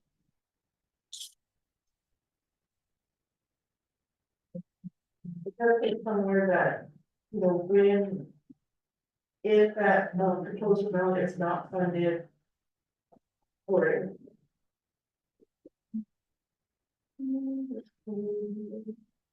Oh, so that vacant position, I want to have a conversation about, shall be abolished. So internally, how do you treat those abolished positions? And then let me know what your data, are they still considered? You know, this is talking about the budgeted. They're considered abolished, but on your books, are they considered abolished? Like, and the organizational chart is updated. But I think that's a key thing, the organizational chart is not updated. And we have all these workers floating around. And I don't think there's a clear direction for some of the divisions on what an individual should be doing. Like, you know, we have very hard workers trying to do the best they can. And then we have individuals who get a position that's basically made up. And there's no accountability and no one even knows that, like, what's their job duty. Because the organizational chart has not been updated. So I would also need to know what is the process to organize. An organizational chart, and then, BPM collects that data, that would be helpful for me. We collect plan of operation data, so, need to delegate Vial. Mr. Vial, just help me understand, I can't think of a plan of operation offhand, but if that organizational chart is part of that plan of operations, that would be helpful to know. Thank you, Chair. Yeah, thank you, Chairman Amber, Councilor Crowdy. Before we get into all the questions from the Division of Human Resources, Mr. Vial, to your knowledge, do you know if any of the plans of operation or the divisions, departments, and programs, if they have submitted that organizational chart that Chair Crowdy is referring to?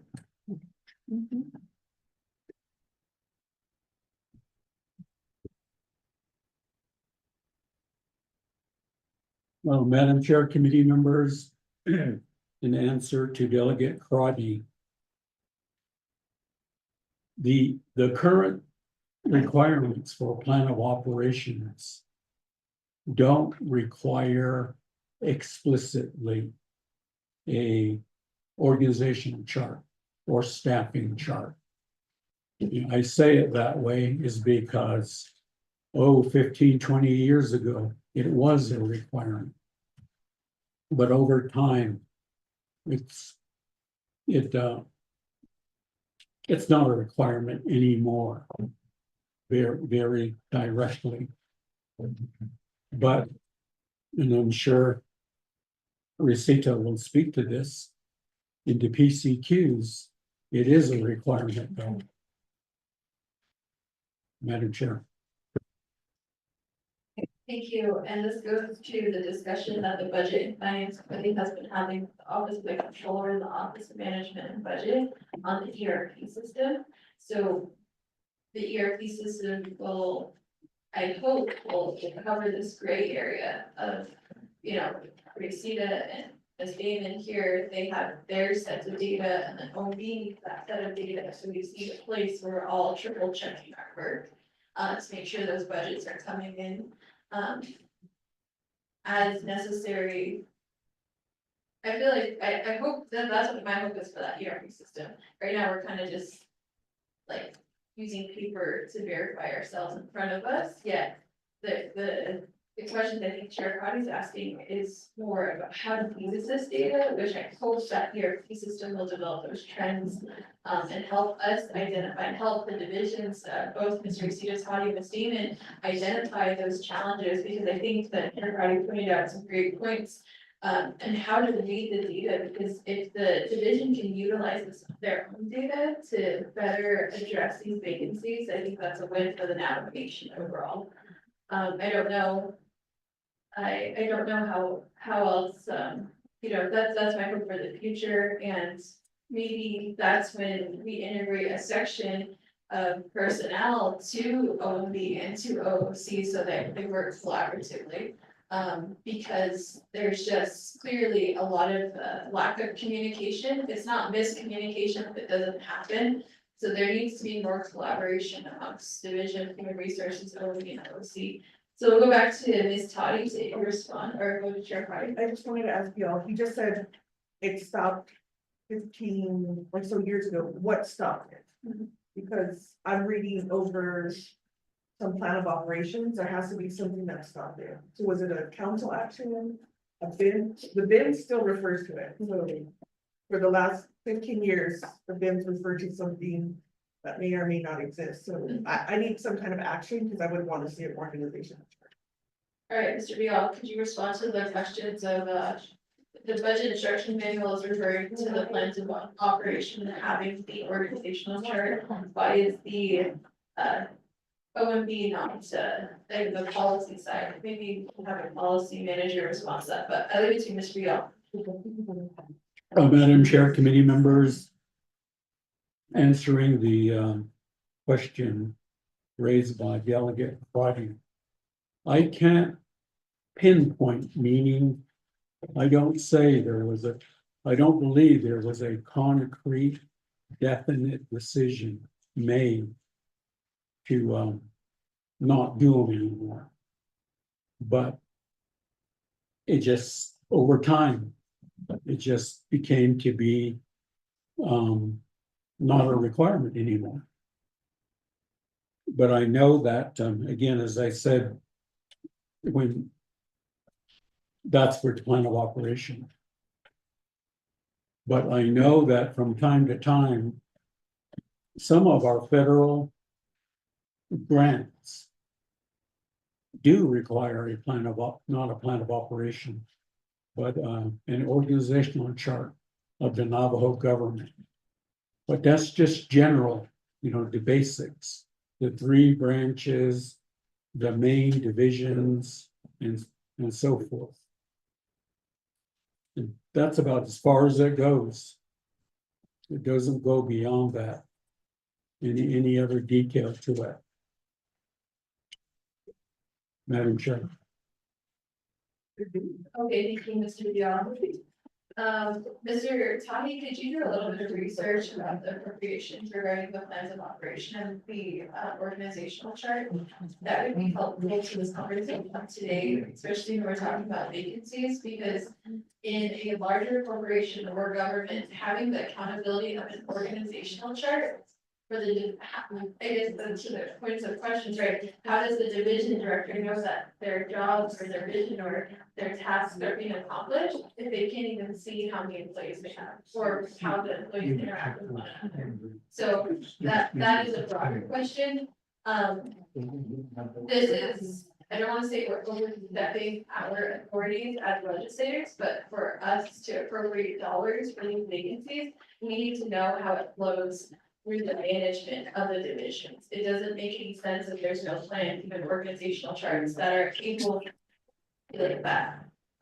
That doesn't make sense, in order to fund. Otherwise, we have millions of dollars of vacancy dollars. What's the plan and vision for that? So we'll have Mr. Tahi do a little bit of research in response to the committee. If you appreciate the conversation today. Ms. Tahi, if you could rerun your report and then give that back to the committee by tomorrow, is that doable? We could email that to Mr. Tahi to send that back to the committee. Yeah. This is urgent information and we'll continue to assist the Office of Management Budget. I'll go back to the committee for any questions. Delegate Lester Yazzie. Thank you, Madam Chair. Thank you for the summary of the support on the vacancies.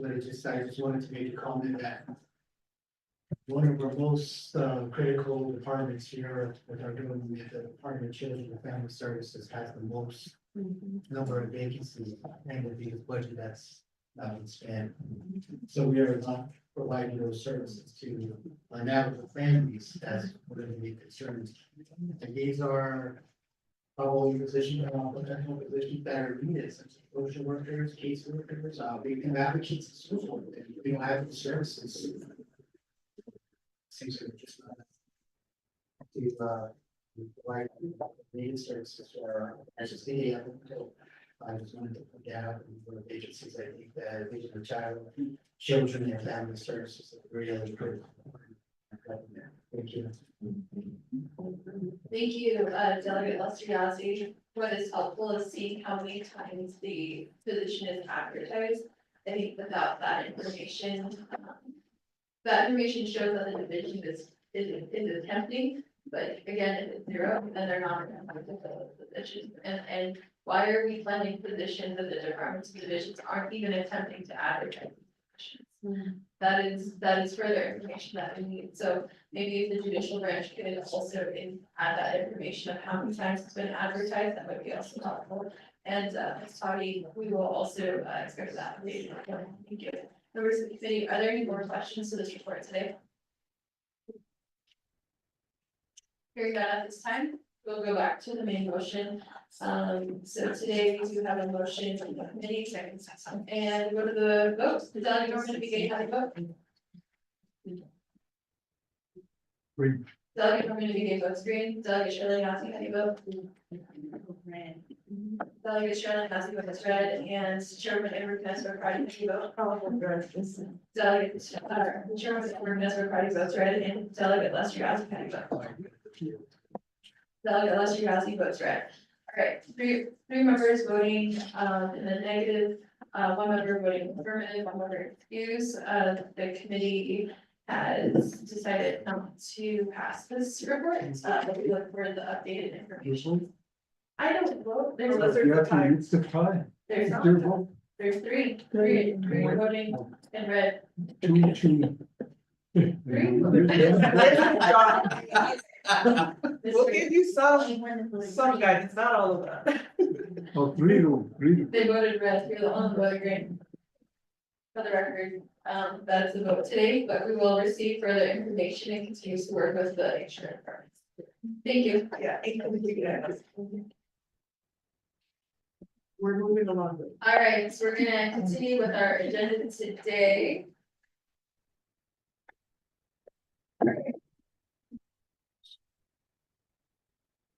We are on old business, we have none, we are on new business legislation 00412. And I am the sponsor for this legislation. I'll have Mr. Todd do this for the record and share it. That's what trying to keep people in the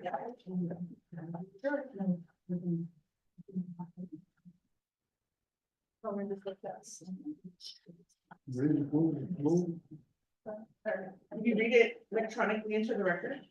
Okay. Just read the title. Pro-Tem Chairman, the Budget and Finance Committee, you have legislation summary for tracking number 0041-25. Entitled a resolution and act relating to the Budget and Finance Committee approving the fiscal year 2026 fringe rates for the Navajo Nation's retirement plan. The purpose of this resolution is to approve the fringe rate for fiscal year 2026. Budget and Finance Committee has final authority for this legislation to be read into the record in its entirety. Per Rule 9, this legislation has been run into the record in its entirety by voice electronic recording. Back to you, Pro Tem Madam Chair. I think, thank you, I appreciate it. So I'll just read a motion, colleagues. Motion, Delegate, Chairman Yazzie, second by Delegate, Norman John Wayne Begay.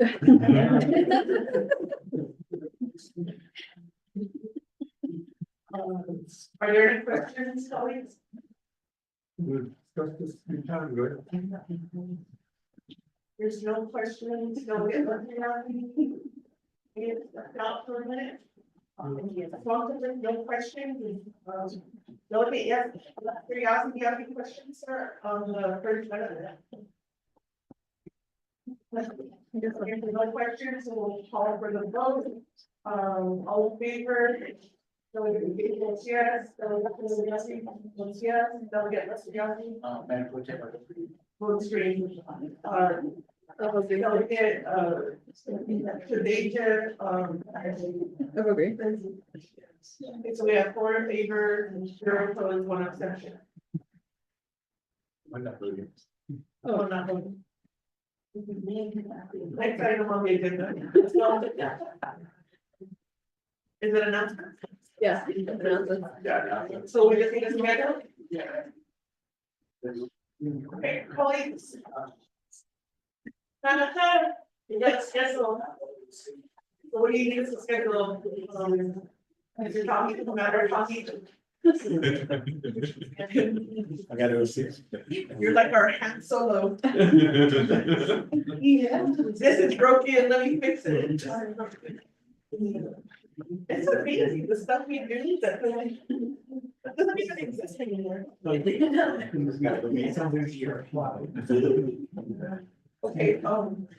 and then the vacancies, when do you wanna have that? We're just gonna get some more data. Yeah. We can do it on Thursday or Friday. Yeah, 'cause I just wanna see how do we do that. Because how do we put in the bin? Just talk. Because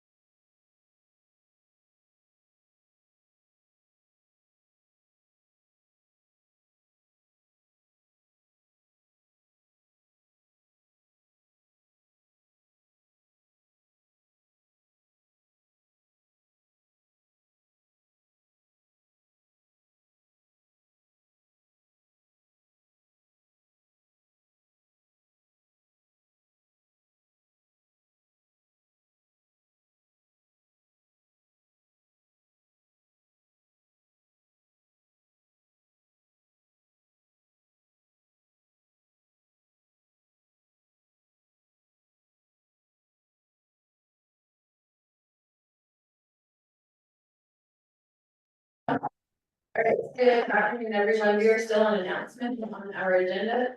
It's, we're still in our meeting, but I just want to make the announcement that the Budget and Finance Committee will meet next Tuesday, April 15, 2025. And we're going to post our agenda as soon as possible. Again, the committee is focused on getting the budget instruction manual out as soon as possible. And so the committee has a plan to complete and have the BIM in front of the committee before the end of April 2025.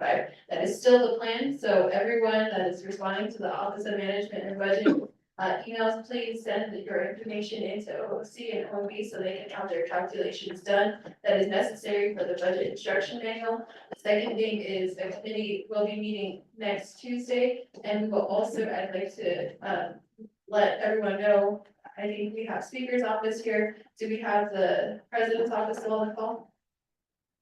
Yeah. Ms. Johnson's not on the call anymore.